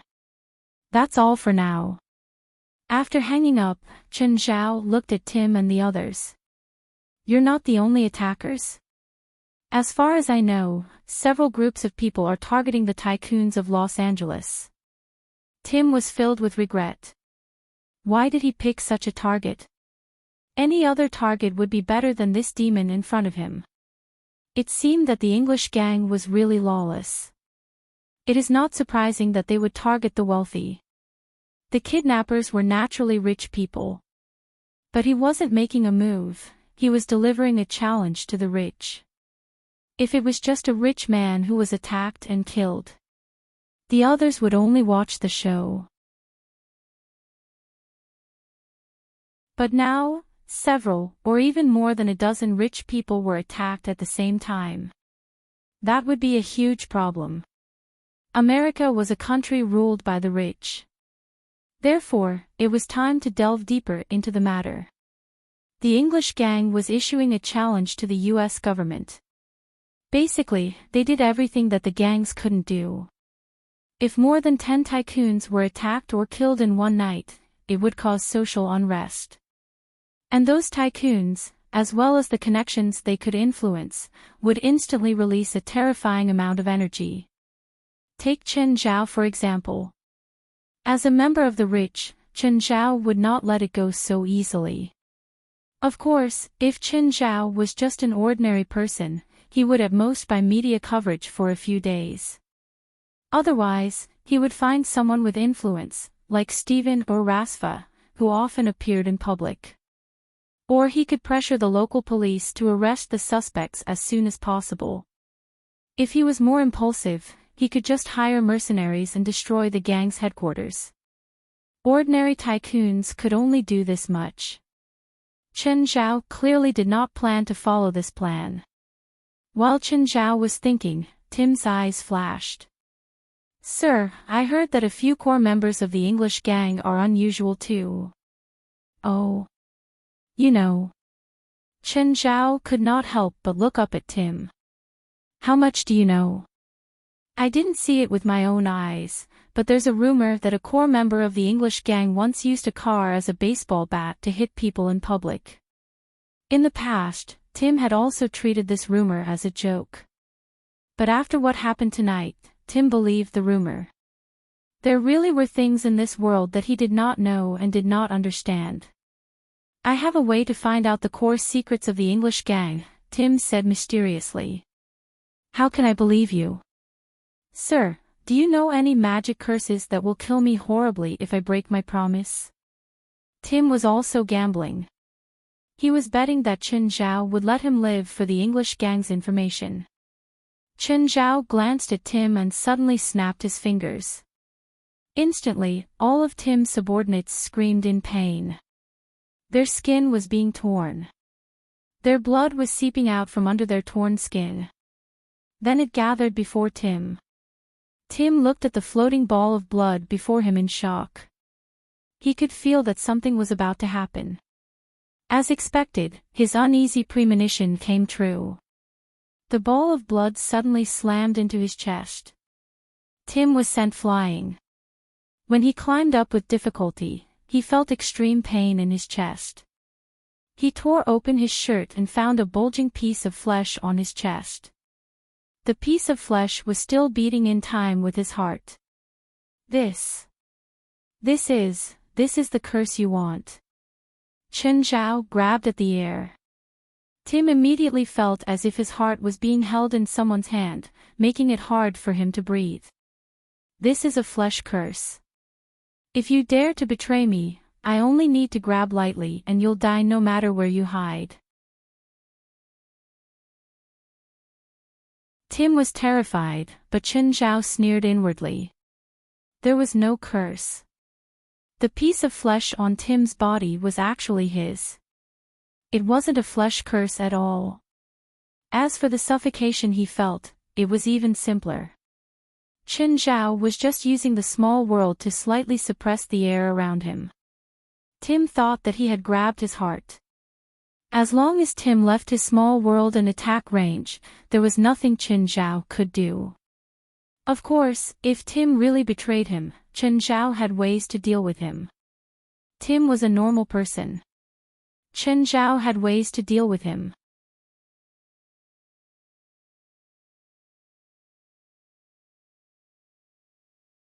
Chapter 2783. Chen Zhao had suspected that the core members of the England gang were cultists.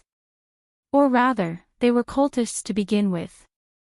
Chen Zhao really couldn't think of a second possibility. The next day, Chen Zhao heard about what had happened last night. 2 rich people who'd attended the dinner with Chen Zhao had been attacked. One of them had died on the spot. Nearly 20 rich people in LA had been attacked on the road, in their companies, or at home. 2 had died, 4 had been injured, and 2 had gone missing. All of the kidnappers had used heavy weapons. Once this was reported, it caused an uproar. The authorities were even on high alert. If the people had been attacked were ordinary people, even 200 wouldn't attract the attention of the authorities, let alone 20. But the influence of 20 rich people wasn't something 200 ordinary people could compare to. They and their connections, as well as many unrelated tycoons, all mobilized their power. In one day, all of LA, and even all of America, was in a huge uproar. Even the Department of National Defense announced that they were willing to clean up some cities by force. Of course, the security department wasn't willing. At the same time, they said that they could handle it themselves. What Qin Zhao didn't expect the most was that the supernatural organization would be the one to deal with it. The news reached Qin Zhao on the second day of the incident. President, the security department gave us an order through Mansari. They want us to deal with the LA gang. I didn't expect the security department to ask us to deal with the gang. I also didn't expect the order to come through Mansari. I thought that even if the mission was given by the security department, Mansari would take it. Their psionic team should be able to do it too, right? President, Toddy Belster sent news that they fought yesterday. I heard that the new psionic team didn't win. Ha! West's words caught Qin Zhao's attention. The psionic team didn't win. They didn't lose either. It was a draw. We wanted to do a surgery and eliminate their core members, but we didn't catch a single one. A few new members were also injured. Toddy Belster didn't do anything. Qin Zhao asked, surprised. He knew that Toddy had become the trump card of the psionic team. Qin Zhao didn't expect that he would let Toddy Belster infiltrate the psionic team. But it made Toddy Belster an important figure in the psionic team. Of course, Qin Zhao didn't let Toddy Belster touch the psionic team. It was best for Qin Zhao and the supernatural organization to maintain his current identity. Actually, there was a need for a psionic team to exist as well. After all, the psionic team was a tool to keep the supernatural organization in check. At the very least, he had to make the security department think that the psionic team could keep the supernatural organization in check. The supernatural organization had to maintain their dominance. This would ensure the interests of the supernatural organization. Now, the supernatural organization was doing well. Although Mansari was against it, he still needed to give it a large amount of money every year. It was because he knew that the psionic ability team was not important. There were many things that needed the supernatural organization's help. For example, this incident. They couldn't even handle a gang. That was a little too shameful. Regardless of the reason, this was an indisputable fact. Toddy Belster didn't do anything, West said. His role in the psionic team is similar to your role in the supernatural organization, West said. We can't let him do everything. If he has to do something like clearing out gangs, it'll be too embarrassing for them. Qin Zhao thought about it. It made sense. If they used all their trump cards, it would be too embarrassing for them.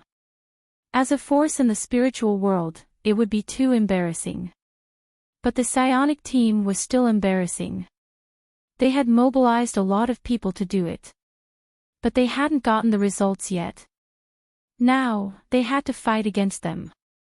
Was there anything more embarrassing than this? Anyway, Qin Zhao felt that they should be embarrassed. That was the truth. Vestana, Mansari, and Toddy Belster were sitting in the conference room of the psionic team's new headquarters.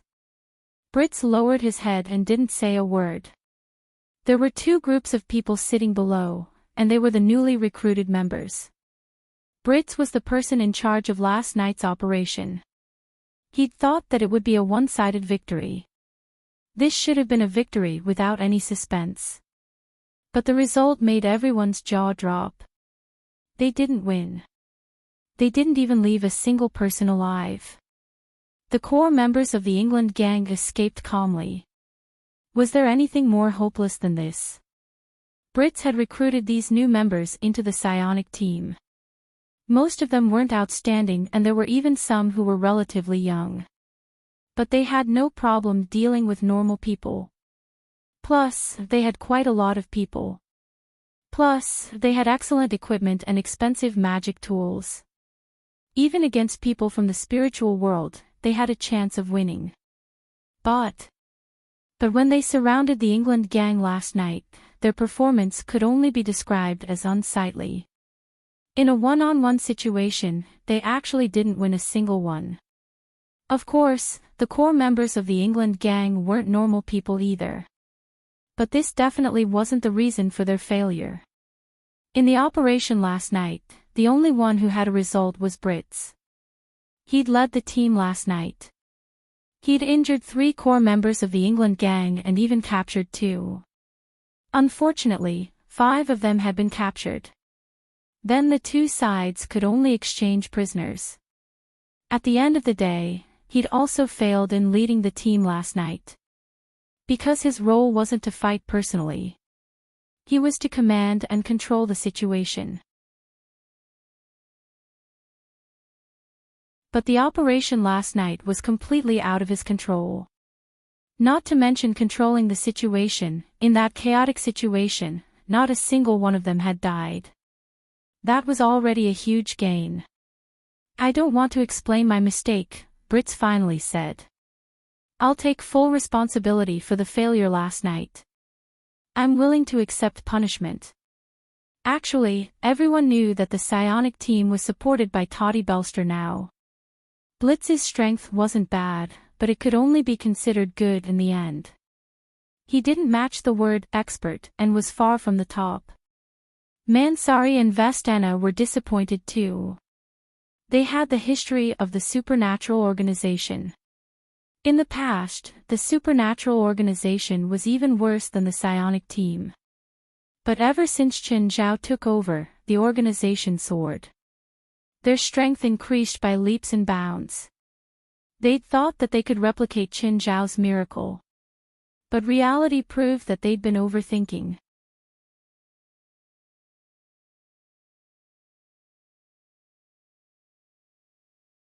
Chapter 2784. Back then, the supernatural organization had wanted anyone. For example, Engelit who sold insurance or Morid who wasn't mainstream. Almost all of them were useless. There was also Aduz who was just an ordinary person. Another example was Jolanash. She was the weakest in her family and had been kicked out. She would be treated as a genius and expert in the supernatural organization. In comparison, their psionic team had a much better start. But why was the result so different? The members had been carefully selected too. At least to them, these members might not be strong now. But they all had some potential. So they were confident in the future of the psionic team. But confidence couldn't be eaten with food. At least they couldn't eat now. They had experts like Qin Zhao too. Toddy Belster was undeniably strong. She was their trump card. They felt that if they were facing some extremely difficult missions, Toddy Belster could do them all. But that wasn't the problem now. Instead, it was because they had failed the simplest of tasks. No need to say useless things. Tell me the details. Toddy Belster waved her hand, interrupting Britz's self-blame. To avoid the next failure, we have to summarize the reason for this failure. Not strong enough. Not prepared enough. Or is there some other reason? The core members of the English gang are all awakened, Brit said. They're not very strong, but they're very difficult to deal with. Awakened? Impossible. I've investigated the core members. None of them are awakened. They should all be normal people. Of course, Vestana couldn't accept this result, because she'd been the one who'd investigated and provided the information. If Brit said that they were all awakened, it meant that she had failed in her job. Ms. Vestana, I'm not trying to shift the blame, Brit said. I'm just stating the facts. Vestana crossed her arms in front of her chest, dissatisfaction written all over her face. Speed, teleportation, flame, petrification, spirit, sharp blade. In short, those people all have dangerous abilities. However, most of them aren't very strong, and they seem to be very rusty. However, their boss is very powerful. Even I don't have the confidence to escape unscathed. Brits looked at Toddy Belster. In the psionic team, I'm afraid only Master Toddy can defeat their boss. The higher-ups couldn't help but frown. Blitz actually compared the mafia boss to Toddy Belster. Is that guy really that dangerous? Vestana couldn't help but ask. Yes, but it seems like he has some misgivings and didn't go all out. Moreover, he isn't as crazy as I thought. He seems more rational. According to the information they received, the England gang and their boss, Milo Tanzik Williams, were a bunch of complete lunatics. But to Britz's surprise, the first time he met Milo Tanzik Williams, he did not sense his madness. On the contrary, he felt calm and restrained. That was definitely not the quality of a lunatic. I heard that all core members have a special characteristic. Vestana glanced at the crowd. Killing his own parents, wife, and children, do you think this kind of person is not crazy? Everyone below felt a chill run down their spines. The England gang has a total of 23 core members and 23 lunatics. I suspect that Milo Tanzik Williams believes in some unknown evil god, Britt said. The so-called core member requirement is more like some kind of sacrifice. If you want that power, you have to kill your own family. Vestana narrowed her eyes. How does that Milo Tanzik Williams compare to the president of the supernatural organization? Toddy Belster was speechless. Why did he have to compare with that guy? He was a real monster. Brits had seen Chen Zhao fight twice. The level difference is too big, Brits said. There's no comparison. Of course, Brits knew what Vestana was thinking. She wanted the supernatural organization and the England gang to fight to the death. Then, the psionic team would reap the benefits. However, that was obviously impossible. Actually, he had compared Chen Zhao, Toddy Belster, and Milo Tanzik Williams' abilities.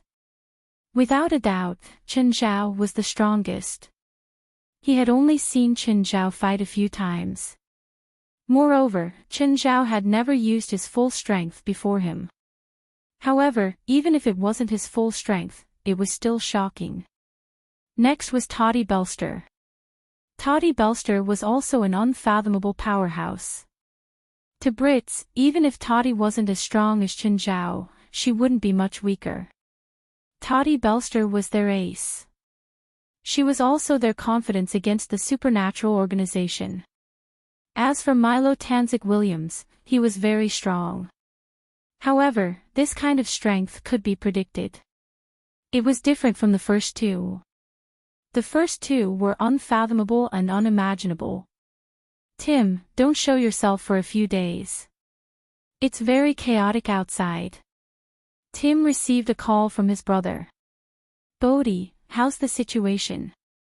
When I went to the headquarters this morning, I found that it was full of police officers, and the headquarters was completely surrounded. Boss and I are in a hidden place. Don't ask too much. It's not good for you. Brother, you're not in danger, right? It's not the police this time, but it's more troublesome, Bodhi said. Hearing his brother's words, Tim felt even more uneasy. Bodhi, can you tell me what's going on between Boss Milo and you? Tim asked in a low voice. Knowing too much will only put you in greater danger. You're my only family. I don't want to hurt you.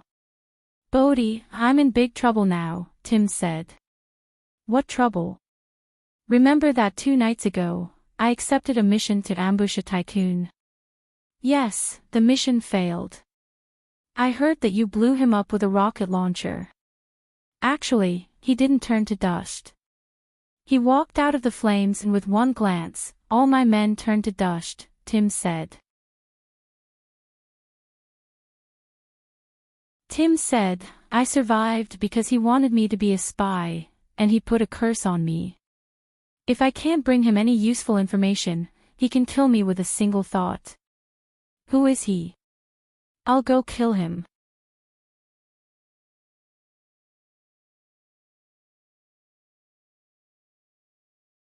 Chapter 2785. Bodhi, you can't beat him. You can't understand his strange power at all. Do you think he's the only person in the world with strange power? Bodhi, Just like you thought, I have it too. But how do you have it? Tim asked, confused. Don't ask. Tim knew that Bodhi's next sentence would be, knowing too much is not good for you. Nevertheless, Tim still had basic judgment. There should be strong and weak people like you, right? Of course, but if you know who's behind me and bestowed me power, you won't doubt if I can beat the enemy. Then who's behind you? Don't ask. Nevertheless, Bodhi's words still piqued Tim's interest. If Bodhi could really kill that man, then he wouldn't have to be afraid anymore. Bodhi, that guy is really scary. Are you sure you want to fight him?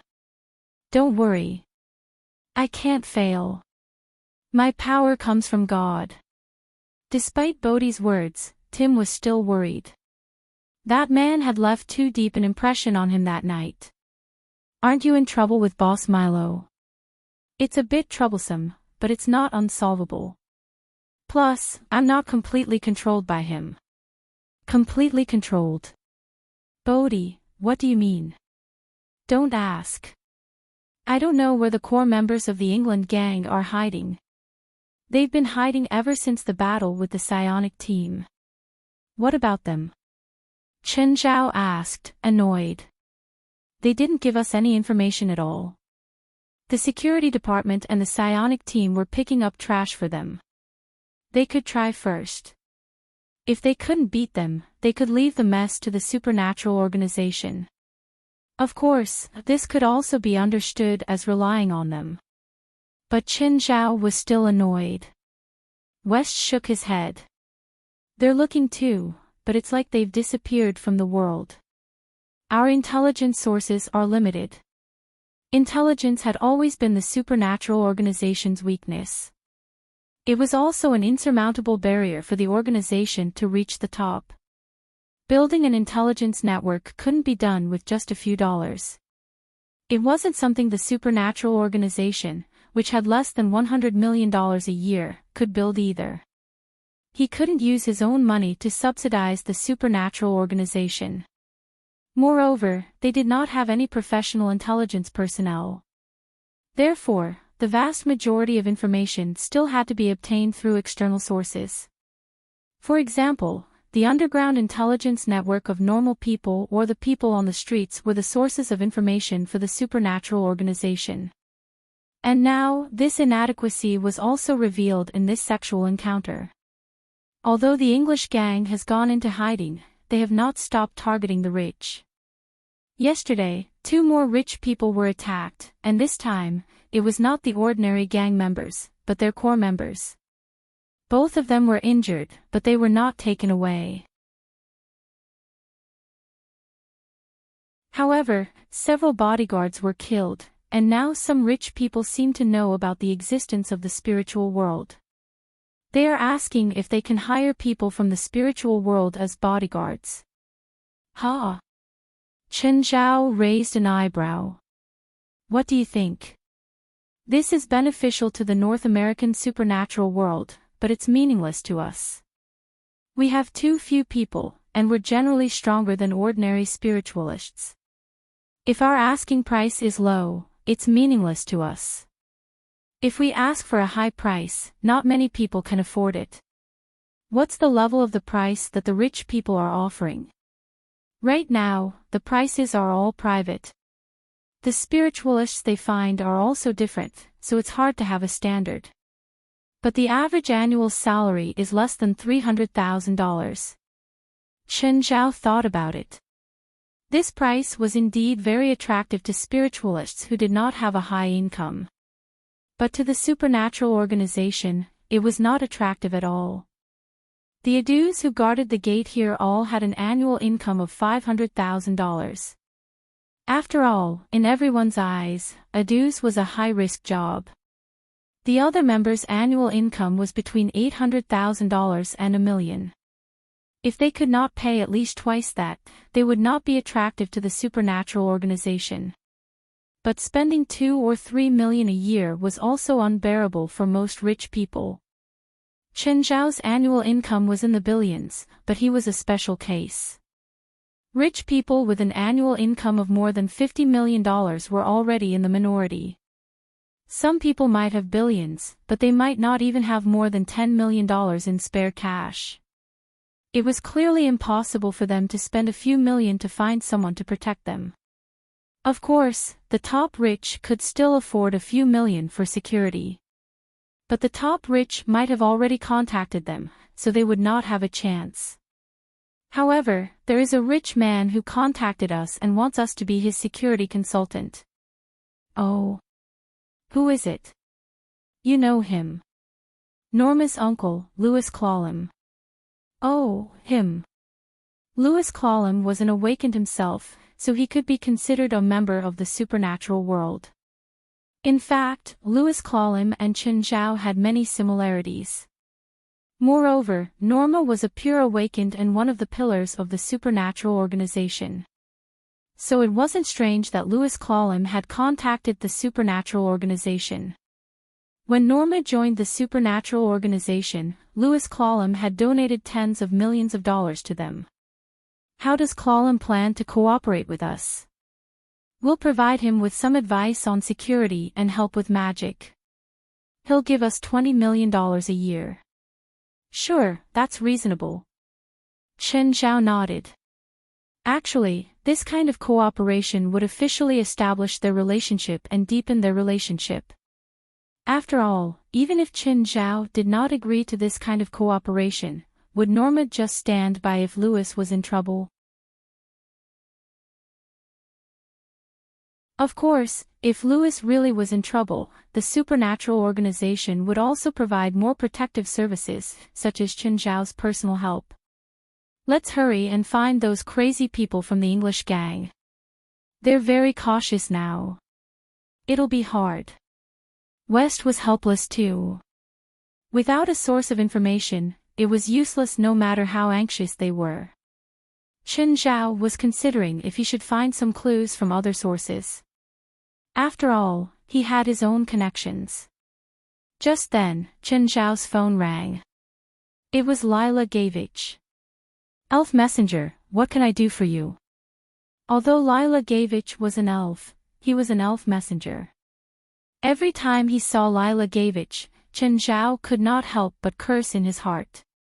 He had destroyed Chen Zhao's good impression of elves.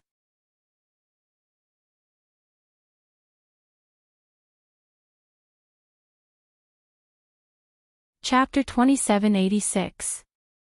Beautiful, fair-skinned, long-legged, natural, gentle, and kind. These were almost all of Chen Zhao's hopes for elves. But they were also the opposite of Lila Gavich.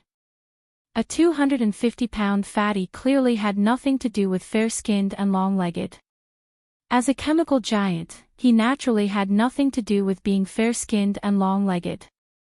Gentle and kind. Ha, Chen, do you have time to come to my house? Sure. Now? Of course. Okay, I'll go now. Oh, I moved. Come to New Moon Beach. New Moon Beach. How come I've never heard of it? I bought it recently. In fact, Lila Gavich had bought the beach because he'd been to Chen Zhao's Moon Villa a few times. Then he cleaned and improved the beach, even renaming it. Okay, I'll be there soon. Some people had once said that if Los Angeles opened up its entire coastline for sale, its finances alone could buy the entire United States. Los Angeles had the best, and longest coastline in North America. Moreover, there were many high-quality beaches. However, many of the beaches were parks or weren't allowed to be developed because they were coral reefs. Therefore, most of the beaches were still in their original state. Of course, this was also the value of the developed coastlines. Because of the scarcity and the protection of the surrounding environment, the developed coastlines were able to retain their value. Therefore, every beach that was sold or developed was a rare resource. It was an astronomical price. Apart from a few beaches, the rest were all worth hundreds of millions of dollars. As for the Bright Moon Villa, in the end, the price of the Bright Moon Beach didn't go up because the sharks had taken over the area. Moreover, Chen Zhao and Amira had been close, so Amira was giving it away for free. Otherwise, a few $1,000,000 wouldn't be able to buy Moon Beach. Lila Gavich's new Moon Beach wasn't worse than Moon Beach. In fact, many things were even better. Of course, Moon Beach had been improved by Chen Zhao's spiritual qi. One wouldn't be able to find a better coastline in America or even the world, let alone New Moon Beach. Moon Beach was a blessed land that could rival top sections. When Chen Zhao arrived at the villa before New Moon Beach, he realized that apart from Lila Gavich, there were only 2 maids. Gavich, you only have 2 maids in such a big mansion. Is that convenient? How about you sell me a few underlings? Forget it. Selling inferior demons makes me feel like I'm selling human beings. Actually, after interacting with underlings for a long time, Chen Zhao would develop feelings for them. Underlings were born servants, but they still had their own thoughts. Moreover, they are naturally lively, optimistic, and loyal. They were of great help to Chen Zhao and Fei Lai in their daily lives. Chen Zhao had a lot of underlings, but he didn't need them. However, Chen Zhao didn't want to sell them. Of course, Chen Zhao wouldn't let the underlings breed endlessly. Therefore, Chen Zhao would give them a maximum number of reproduction. Once they reached this number, they would stop reproducing. This was not difficult. Their total number divided by the upper limit of their lifespan was the number they could reproduce each year. If humans were born rebellious, then they were born to be subservient. Lila Gage knew the origins of the lesser demons. A race of demons from hell. Lila Gavich did not find this strange. After all, Chen Zhao could travel between the human world and the human world freely. Therefore, it was not strange to bring a few demons from hell back to the human world. After what had happened last time, Lila Gage only respected Chen Zhao. Although Chen Zhao rejected his request, he did not take it to heart. Lila Gage called the maids over to prepare some wine and food for them. Chen Zhao glanced at the 2 maids with twisted faces. They did not belong to a normal person's sense of beauty. In fact, their appearance had surpassed most creatures' sense of beauty. Simply put, they were ugly, and extraordinarily ugly. Chen Zhao did not understand why Lila Gage would find 2 strange-looking women to be his maids. This had nothing to do with discrimination. It was purely because no normal person would make such a choice. It was not like he did not have the financial means. He could easily find 2 or even more beautiful women to be his maids. At least, Chen Zhao would not find someone like them. They're half-elves. Chen Zhao's expression seemed to be saying, "Are you kidding me? I'm not joking. They're half-elves and have dark elf blood. Because their blood can't perfectly merge with humans, they look like this." Lila Gavich looked at him seriously. Because of their looks, they were abandoned in the orphanage, so they have low self-esteem. They're also bullied by their own kind.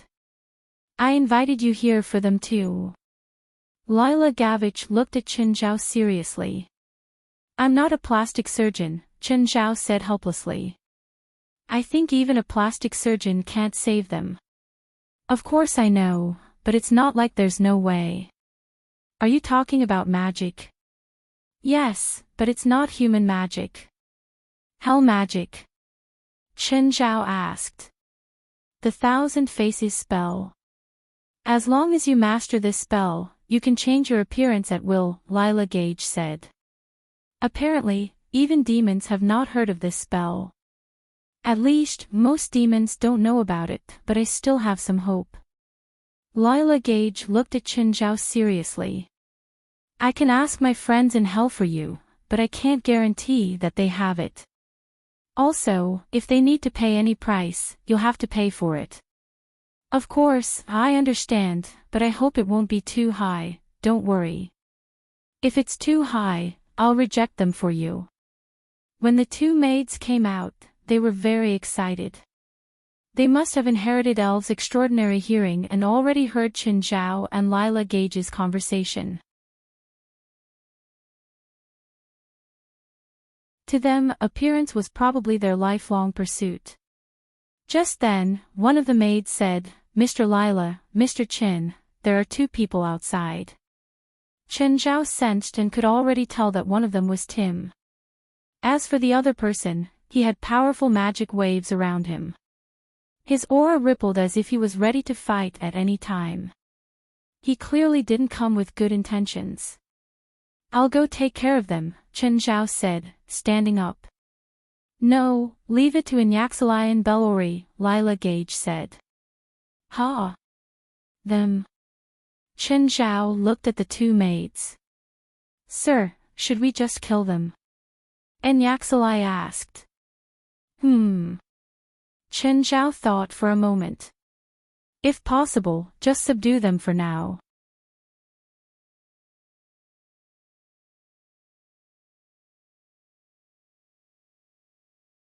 Chapter 2787. Bodhi, that Asian should have entered the manor just now, right? Even if this manor doesn't belong to that Asian, he must be rich, Bodhi said, his eyes shining. Tim was still worried. After all, he'd seen Qin Zhao fight. What left the deepest impression on him wasn't Qin Zhao's strange and unpredictable magic.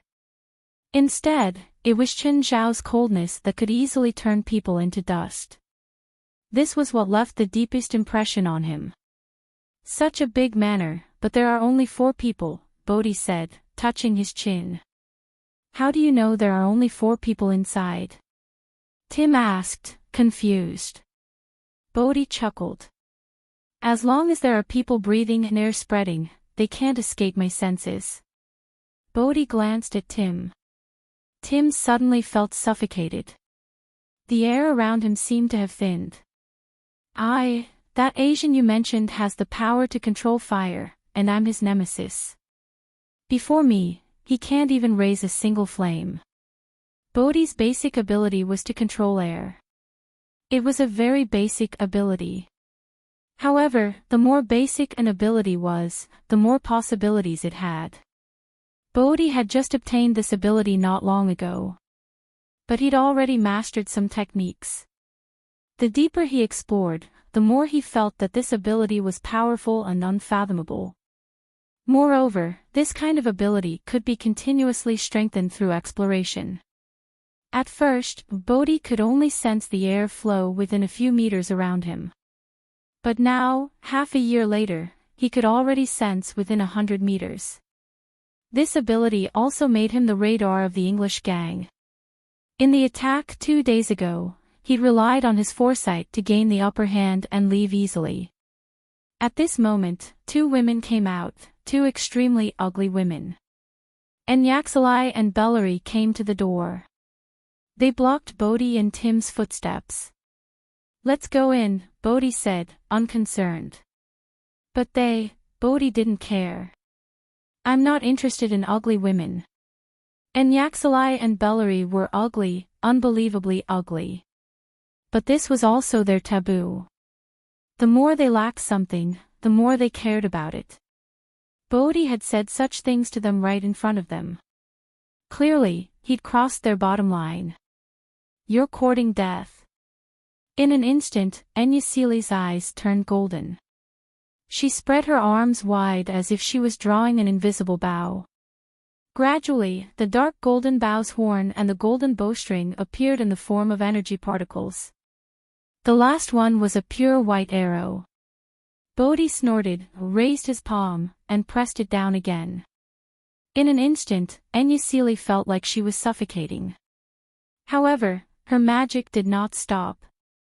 Bodhi was a little surprised, but not too surprised.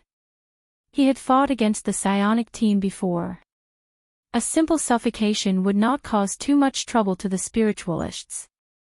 The ugly woman in front of him was obviously more troublesome than most of the enemies that night. Since he was unable to pose a threat to his enemies, it was naturally difficult for him to pose a threat to this woman. So Bodhi soon decided to change his move. Against the wind. Controlling the air meant controlling the air pressure. The so-called air pressure was the difference in air density. Mastering air pressure meant mastering the flow of air, which was wind. Bodhi could now create a small storm in a small area. But at that moment, Bololi made her move. She also raised her right palm, and an invisible barrier appeared in front of them. For ordinary people, Bodhi's attack could not be seen or touched. But for the elves, none of this was a secret. Their communication with nature allowed them to know everything around them like the back of their hands. The wind stopped in front of them. This kind of natural attack was neutralized by the barrier of nature. Bodhi frowned slightly. The two ugly women in front of him seemed quite troublesome. But it was not to the extent that Bodhi was helpless. Air was everywhere, and his power was everywhere. Suddenly, Bodhi compressed the air, forming a high-pressure air mass, and smashed it heavily at Enyasili and Bololi. What a crude way to use it. Bololi was even more disapproving. Elves were a race that had mastered magic earlier than humans. Their application of magic was also more delicate than humans. The same spell could be used to great effect in their hands. If Inyaxilai and Bellari's appearance was the sum of elves and humans, then their magic talent was the sum of elves and humans. Unfortunately, they also had the best teacher among the elves, who was also their adoptive father. Lila Gavich. In the past, Lila Gavich had been the strongest among the elves. But now, he was the strongest. The elven emissary that hadn't appeared in centuries.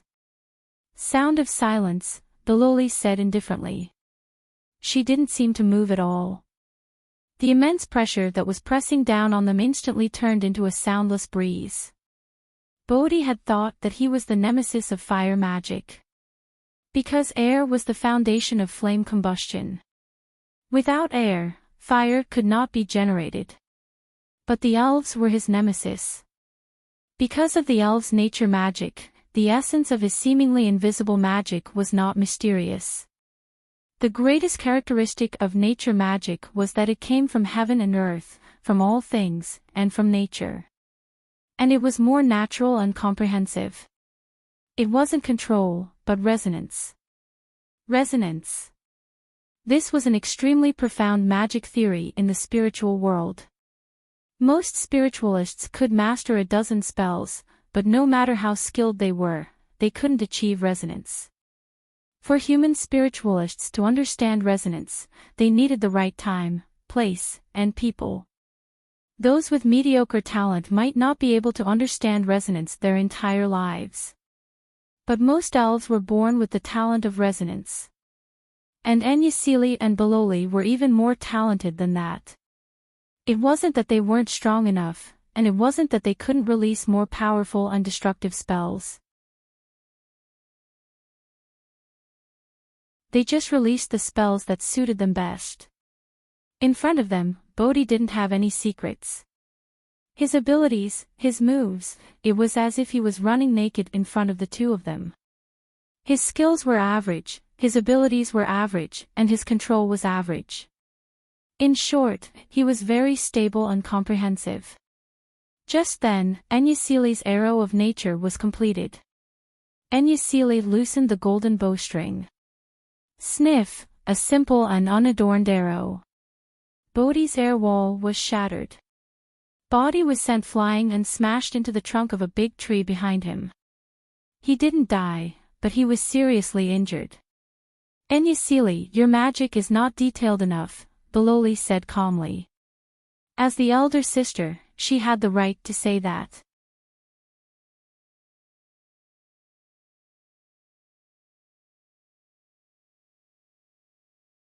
Chapter 2788. Enyasili didn't retort. After all, Bolori's magic talent and power were indeed above hers. Apart from her adoptive father and teacher, Lila Gage, Eniasalai could only listen to Bellori. Eniasalai could only listen to Bellori's words. Bodhi spat out blood in pain. His mind was still blank. Tim didn't dare to move at all. He already regretted listening to Bodhi's arrogant words. He'd naively thought that he could break free from Qinzhao's control. In the end, he was defeated by these two ugly women before he could even see Bodhi. Eniasalai walked up and picked Bodhi up. Bellori came to Tim's side and was about to attack. "I'll go myself," Tim said hurriedly. The two were brought before Qinzhao and Lila Gage. Qinzhao glanced at Bodhi and then at Tim. Right now, Tim was trembling all over. How could he believe Bodhi's words? Bodhi was captured, but the ferocity in his eyes didn't decrease. He stared at Qinzhao closely. "I want to duel you." Bodhi growled at Qinzhao. Lila Gage couldn't help but look at Qinzhao and then at Bodhi. He couldn't even beat his adopted daughter. "Duel Qinzhao. Do you want to eat shit?" "Duel?" Qinzhao asked carelessly. "What do I get?" "I have everything you want to know." "If I lose, what do I lose?" "Your power." "Okay, come." Qinzhao hooked his finger. But Qinzhao still sat on the chair. Bodhi lowered his head slightly. His expression was cold. Suffocation. Qinzhao realized that the air around him had been sucked dry. In fact, when Bodhi was fighting Eniasalai and Bellori, he'd already realized that Bodhi had the power to control air. However, Qinzhao also realized that his ability didn't come from his bloodline or magic. It was more like an instinct, like eating and sleeping. This ability wasn't rare, but the way to use it was rare. It could even be said to be unique. Bodhi looked at Qinzhao in shock. What was going on? Why didn't it work? You can control air. Will you die from lack of oxygen? What? You have 10 seconds to prepare enough air. After all, you're about to go to a low oxygen area. Bodhi was still confused. He didn't understand what Qinzhao meant. But soon, he understood. Because his body suddenly rose into the air. 100 meters, 1,000 meters, 10,000 meters, 20,000 meters, 30,000 meters. Now, he finally understood Qinzhao's words. The air was getting thinner, and his strength was getting weaker and weaker. Ah, Tim could only hear his brother's screams rising into the air. Everyone remained silent. About a few minutes later, everyone raised their heads again. That was because everyone heard another blood-curdling scream. It came from high up in the sky. At the same time, Bodhi's figure was gradually growing from a small black dot. However, he did not land in the courtyard, but in the sea. The moment it fell into the sea, it set off huge waves. Then, he was pushed out by the seawater and thrown into the courtyard. He lay on the ground, dripping wet. Bodhi's whole body was curled up and he kept shaking. High up in the sky, the suffocation, the cold, and the high temperature almost reached the extreme pain that a human could endure. Tim also turned pale with fright. Earlier, when Bodhi challenged Qinzhao confidently, Qinzhao was stunned. He had hoped that Bodhi had some trump card that could turn the tables. In the end, he was disappointed. Completely disappointed. There was no need to explain the difference between them. They weren't even creatures of the same dimension. The difference between the two couldn't be calculated with logic. Even Lila Gavik could not help but exclaim. Qinzhao's strength was completely unreasonable. Nevertheless, Lila Gavik still admired Bodhi. At least he dared to challenge Qinzhao. Of course, it was not because of his fearlessness. It was because of his ignorance. He had beaten the Elemental Lord, demigod Amandadar, to death. A terrifying existence that fought against a million demons alone. Just how big of a heart did he have to be to challenge him to a duel? Of course, the result was within Lila Gavik's expectations. However, the process was somewhat unexpected. The poor guy had almost been thrown out of the atmosphere. Bodhi lay on the ground, dying. If you want to keep lying on the ground to pretend to be dead, I can fulfill your wish. As expected, Bodhi propped himself up with difficulty. There was deep fear in his eyes when he looked at Qin Zhao. As the person involved, he knew very well what had just happened. He might be the first person in human history to fly so high without any equipment. Of course, the man before him might have also reached that height. Looks like you already know the difference between us. Do you want to continue the duel? Or admit defeat? I admit defeat. Then tell me everything you know.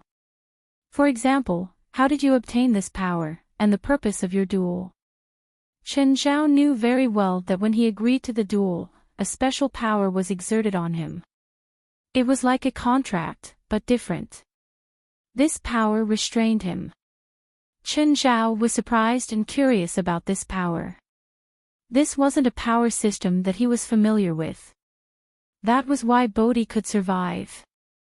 It wasn't because he was powerful, but because he was valuable. Bodhi was very unwilling. But there was no use in being unwilling. What do you want to know? I said, everything. Let's start with the duel just now. Where did the contract come from? Bodhi was shocked. Qin Zhao was the first person to feel the uniqueness of the duel. Don't be too surprised. The man before you is the strongest human in the world. The Olympian gods, Bodhi answered. This duel was recognized and watched by the gods. The Olympian gods died long ago, Qin Zhao said, unconcerned. Don't talk to me about those mysterious things. Qin Zhao knew more about the Olympian gods than anyone else. That divine mountain had been a corner of Mount Olympus. It was clear that the entire mountain had probably been destroyed. Even if the Olympian gods hadn't died, they were probably hiding in some corner, struggling to survive. When Bodhi talked about the Olympian gods, Qin Zhao was more willing to believe that it was some evil god's blessing. Whether you believe it or not, I'm just telling you what I know. Bodhi also knew that it wasn't easy to be believed and accepted when the topic was about gods. But as the loser of the duel, he could only answer truthfully. Then don't tell me the source of your power is also from one of the Olympian gods. More accurately, it's Ares, the god of war.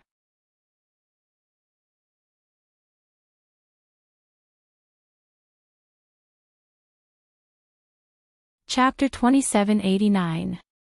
Milo Tanzik Williams calls himself the god of war, Ares' Earthwalker. The prerequisite for us to obtain this power is to cut off all ties. Your entire family. Qin Zhao sneered. He didn't believe that a good god could make such a rule. Most evil gods probably wouldn't make such a rule. Tim stared at Bodhi in shock. He was Bodhi's real brother. They'd been in an orphanage when they were young and then separated. But they'd kept in touch all these years. He knew how much Bodhi loved his wife. He'd been happy for Bodhi back then. But he didn't believe it. Bodhi would actually kill his own wife for some illusory power. Feeling Tim's gaze, Bodhi said indifferently, only brothers won't betray each other. His words obviously contained a lot of meaning. Even without this rule, I won't let that bitch go. So before you do it, do you need a ceremony? Ceremony? No. But Mr. Milo gave me a red dagger. Bodhi's method was extreme. However, Qin Zhao thought about something else. If Bodhi was telling the truth, the rules set by Ares, the god of war, only required him to kill his loved ones. Wife, children, parents, so the rule didn't restrict blood relations. After all, the wife definitely wasn't related to him by blood. Secondly, it didn't matter if they had feelings. It seemed like it didn't matter if they were close relatives or not. So instead of saying it was a rule, it was more like a sacrifice. Where's the dagger? Is it still with you? It has been taken away by Mr. Miro. After killing your wife, you obtained the power to control air. I returned the red dagger to Mr. Milo and had him drip a drop of my blood on the dagger. Then I obtained this power. Chen Zhao thought for a while. He was sure that this was a magic ceremony. But it didn't seem very complicated. As for whether it was Aries or not, that still needed to be proven. After all, humans borrowed the name of gods. Or gods borrowed the name of other gods. This was all normal. Any outcome was possible. However, to be able to bestow such extraordinary power to others, it was definitely not an ordinary force.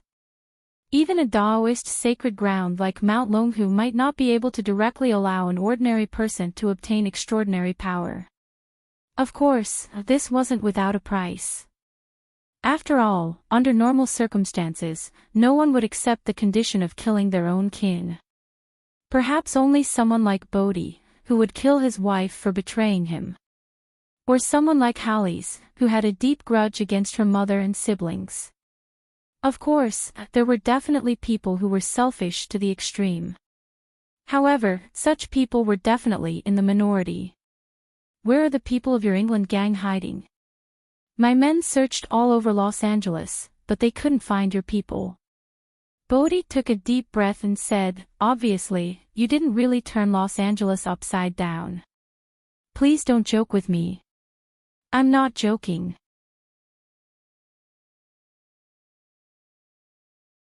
Bodhi said helplessly, our people are hiding underground. I don't know how Mr. Miro did it that day, but he sent all of us deep underground. There's a huge palace there. I don't know the exact location, but hot lava flows there. There's no entrance or exit. Apart from Mr. Miro, no one can bring anyone in. Then how did you get out? Mr. Miro sent me out. He told me to buy some food and daily necessities. How do we go back? Bodhi shook his head. He said that he'll teleport me back in 12 hours. I don't know how exactly he did it. Chen Zhao looked at Lila Gavik. Gavik shook his head. I can't do anything about this kind of time-fixed teleportation spell. Plus, I don't even know if the underground palace is under Los Angeles.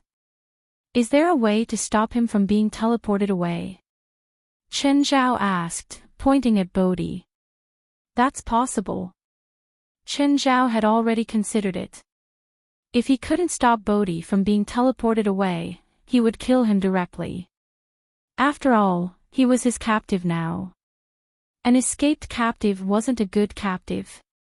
Moreover, if Bodhi was hiding deep underground, even the most advanced tracking devices probably wouldn't be able to locate him. After all, no signal could be transmitted under the thick rock stratum. Even magic probably wouldn't be able to do that. This was why many powerful creatures had long lifespans. In order to avoid being tracked by their enemies, they would bury themselves in the ground for decades, centuries, or even millennia. Then, when their enemies were all dead, they would wake up on their own. This move was a bit shameless, but it was very effective. Chen Zhao couldn't do anything about it either. Then Lila Gavik cast a confinement spell on Bodhi. Apart from sealing his teleportation, it also sealed his power. Chen Zhao also informed West to come and take Bodhi away. Before he left, Lila Gavik emphasized the matter of the Thousand Faces spell again. After getting into the car, Chen Zhao called the handsome guy. But as soon as he picked up, an extremely horrifying face appeared on the screen. Chen Zhao had seen a lot of things, after all. However, the demon's face still gave Chen Zhao a fright. Handsome guy. It's me. What, are you scared by my face?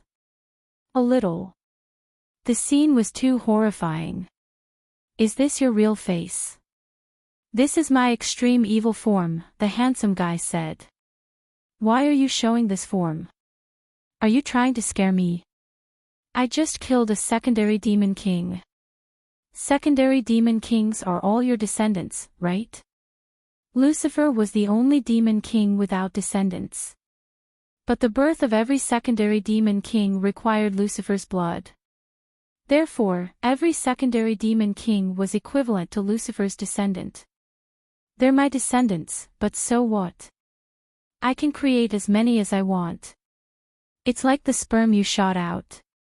Do you care about their lives? Chen Zhao suddenly didn't know how to retort. Fine, those secondary demon kings were indeed just sperm to the handsome guy.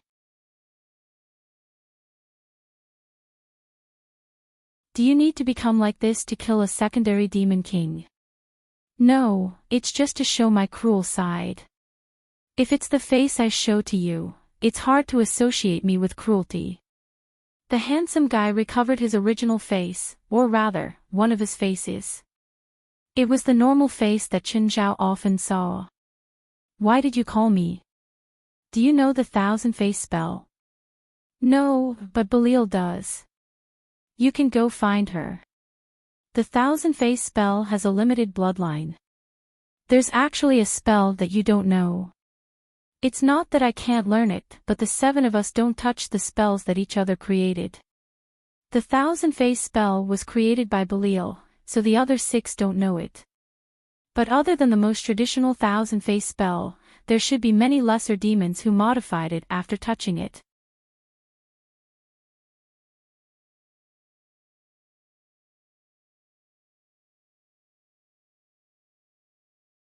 Chapter 2790. What's the difference between the Thousand Faces spell modified by other demons and the one she created? Belia's Thousand Faces technique doesn't just allow her to transform into a myriad of forms. Each of her faces has a unique power. For example, if she can transform into a dragon, she will have the power of a dragon. If she transforms into a phoenix, she will have an undying and indestructible body. Moreover, the identity she transforms into will even exceed the limit of the original strength of this identity. Let's take the ancestral dragon as an example. If Belia transforms into a dragon, she will be even more powerful than the ancestral dragon. Moreover, she can change her face at will without any restrictions. The handsome guy said, of course, this is because she's Belial, so she can overcome all kinds of restrictions.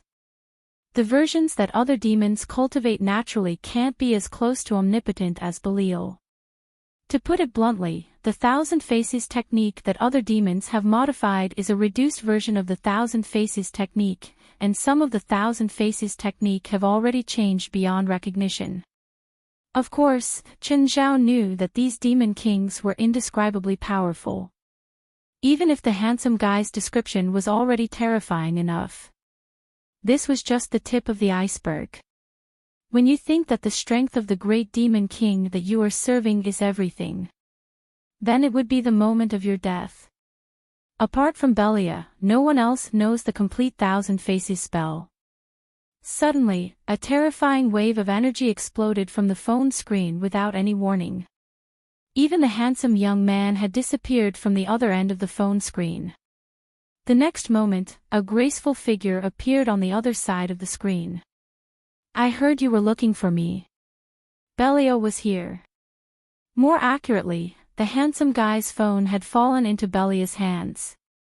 Their surroundings were Belia's palace. She still had that graceful figure and that unparalleled beauty. No, I wasn't looking for you. Chen Zhao instinctively denied it. Is that so? Belial's voice rose slightly. I heard you calling my name. In their conversation, Chen Zhao had only mentioned Belia's name once, but the handsome guy had mentioned it countless times. But nothing happened when the handsome guy called Belia's name. Why did she sense it instantly when he called Belia's name? Moreover, he was separated from her by a world. Okay, I was looking for you. What? If I want the 1,000 faces technique, what price do you want me to pay? The handsome young man had already said that this was definitely Belial's trump card. Under normal circumstances, she would never share it with others. However, Chen Zhao still had a sliver of hope. I'll tell you tonight. Belial smiled charmingly. Chen Zhao shuddered. Then, they tacitly didn't continue this topic. There was a type of woman who couldn't be fed enough.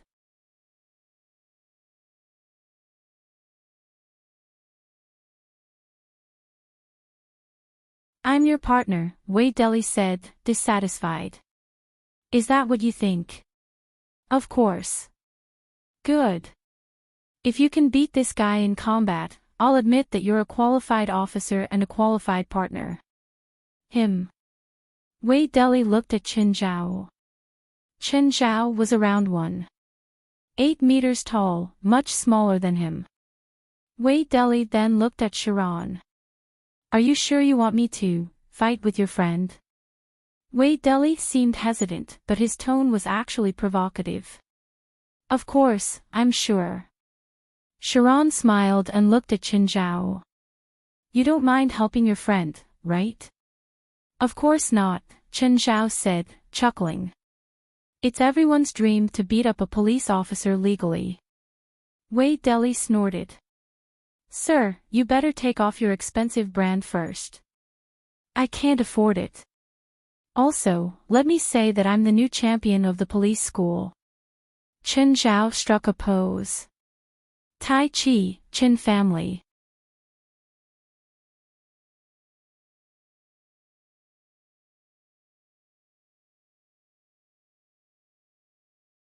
Chapter 2791. Fuck, Wei Deli immediately followed up with a left hook. Chen Zhao didn't know Tai Chi, not at all. But for a high-level existence, he could still fool others. Even if he didn't know, he could still fool others. Plus, his opponent knew even less. Chen Zhao first used a formless Tai Chi move to dissolve Wei Deli's attack. Wei Deli was dumbfounded. In fact, Chen Zhao's move relied on the guidance of the small world. But to Wei Deli, Chen Zhao's move was very mysterious. Many foreigners were obsessed with Chinese kung fu. Wei Deli wasn't that kind of fan. But that didn't stop him from being poisoned. Just now, Chen Zhao had only gently touched his fist and pulled it back slightly, but Chen Zhao had managed to deviate his charged attack. Wei Deli couldn't help but get serious. At first, he was just joking. After all, Chen Zhao wasn't a criminal. His hostility toward Chen Zhao was mostly because of Sharon and Chen Zhao's intimacy and familiarity. It made him jealous. Plus, he wanted to act cool in front of Sharon, so he didn't plan on doing anything to Chen Zhao. Chen Zhao hooked his hand. Wei Deli rushed to Chen Zhao in a few steps. It was the same punch again, but this time, it was a right hook. This time, Chen Zhao seemed to be welcoming it. Then, he sent a palm toward Wei Deli's chest, combining strength and gentleness. At first, Wei Deli was amused. What could such a light palm do to him? But the next moment, he lost control and flew several meters away. His entire back smashed into the police car door. Bang! Even Shalon was frightened by the loud noise. She knew that Chen Zhao was very good at fighting, very, very good. But she didn't think that Chen Zhao would hit Wei Deli too hard. But her car door was deformed. That wasn't hard. Wei Deli was dumbfounded. He looked back at the car door and then touched his hands and feet. They didn't hurt at all. Wei Deli felt like he'd discovered a new world. Wei Deli immediately used his ultimate move. This move was limited by his bloodline. It was his first time using it, but Wei Deli learned it himself. He used a max-level move right away. Thud, Master, please accept me as your disciple. When a foreigner met a master's unique move, he knelt, kowtowed, and made a strange, shurfu sound. Chen Zhao was also shocked. What kind of show was this? Chen Zhao had come up with this idea on the spur of the moment. He wanted to play the role of a martial arts master. Why did they collide with each other before the fight was even over? Sharon looked at him. She was not interested in whether he knew martial arts or not. Anyway, even if Chen Zhao didn't use that China Kung Fu, he could still beat Wei Deli up. Chen, you pay for the repair fee. Send me the bill. Chen Zhao shrugged. Also, if you don't pull him off my leg, I'll really beat him up. Master, please accept me as your disciple. Chen Zhao shook off Wei Deli, but Wei Deli pounced at him again. Wei Deli. You better behave yourself. Sharon went up and pulled Wei Deli away. Master. Master, Chen Zhao rolled his eyes and left. Wei Deli watched Chen Zhao's sports car leave. His soul almost flew away with it. Sarah, where does Master Chen live? Just give up. He will never accept you as his disciple. Why? I'm very sincere. Do you think a billionaire will waste time teaching a stranger martial arts? His last disciple is the former boxing champion, Tiger. Tiger is his disciple. No wonder he's so strong, Wei Deli said enviously. But he was still defeated by Syndicate in the end. Syndicate is also his disciple, Sharon said calmly. Then I'll definitely be his third disciple. Sharon chuckled. She did not plan on continuing to hurt Wei Deli's confidence. Chen Zhao had just returned home and was taking a bath. Suddenly, he felt dizzy. Cursing, he dove into the water before he could get out of the bathtub. When he opened his eyes again, he found himself in Belial's palace. Belial was still lying on her throne in a graceful and luxurious manner. Belial, how can you affect me in the human world? In Chen Zhao's memory, the handsome guy had said that even he could not pass through the world wall and affect the human world. But Belial could actually make him fall asleep in the human world. Belial looked at Chen Zhao with a smile. Guess. If you get it right, you'll be rewarded. If you get it wrong, you'll be punished. Because you're very powerful. Wrong. Smiling, Belial licked her red lips. Chen Zhao's expression stiffened. You should know what kind of punishment you'll receive, right? You don't need to change your size this time. I'll shrink. To be honest, Belial was a perfect lover. She could satisfy all the fantasies men had about women. Moreover, she could change her aura, appearance, and even body according to her needs. But she was only close. She was not truly perfect. Perhaps Chen Zhao himself was not perfect enough. That was why he felt that Belial was not perfect enough. Belial had clearly learned some skills from her maid. Then she practiced it on Chen Zhao. After a hearty battle, there was a moment of warmth. This is what I promised you. Belial stuffed a gem into Chen Zhao's hand. This is 1,000 faces. I'm not learning this myself. I'm giving it to a friend. Is that okay? Since I'm giving it to you, you can give it to whoever you want, Belial said nonchalantly. I heard from the handsome guy that this is your ultimate move. Are you sure it's okay? Belial suddenly laughed. That guy didn't say that. He won't say that. Plus, you seem to have misunderstood. This is just a spell I developed. It's a relatively complete spell, but it has nothing to do with my ultimate move. There are many demons who know the complete 1,000 faces spell, but not a single one can master it. Talent or bloodline? Chen Zhao asked. Because I don't want them to learn it. What kind of logic is that?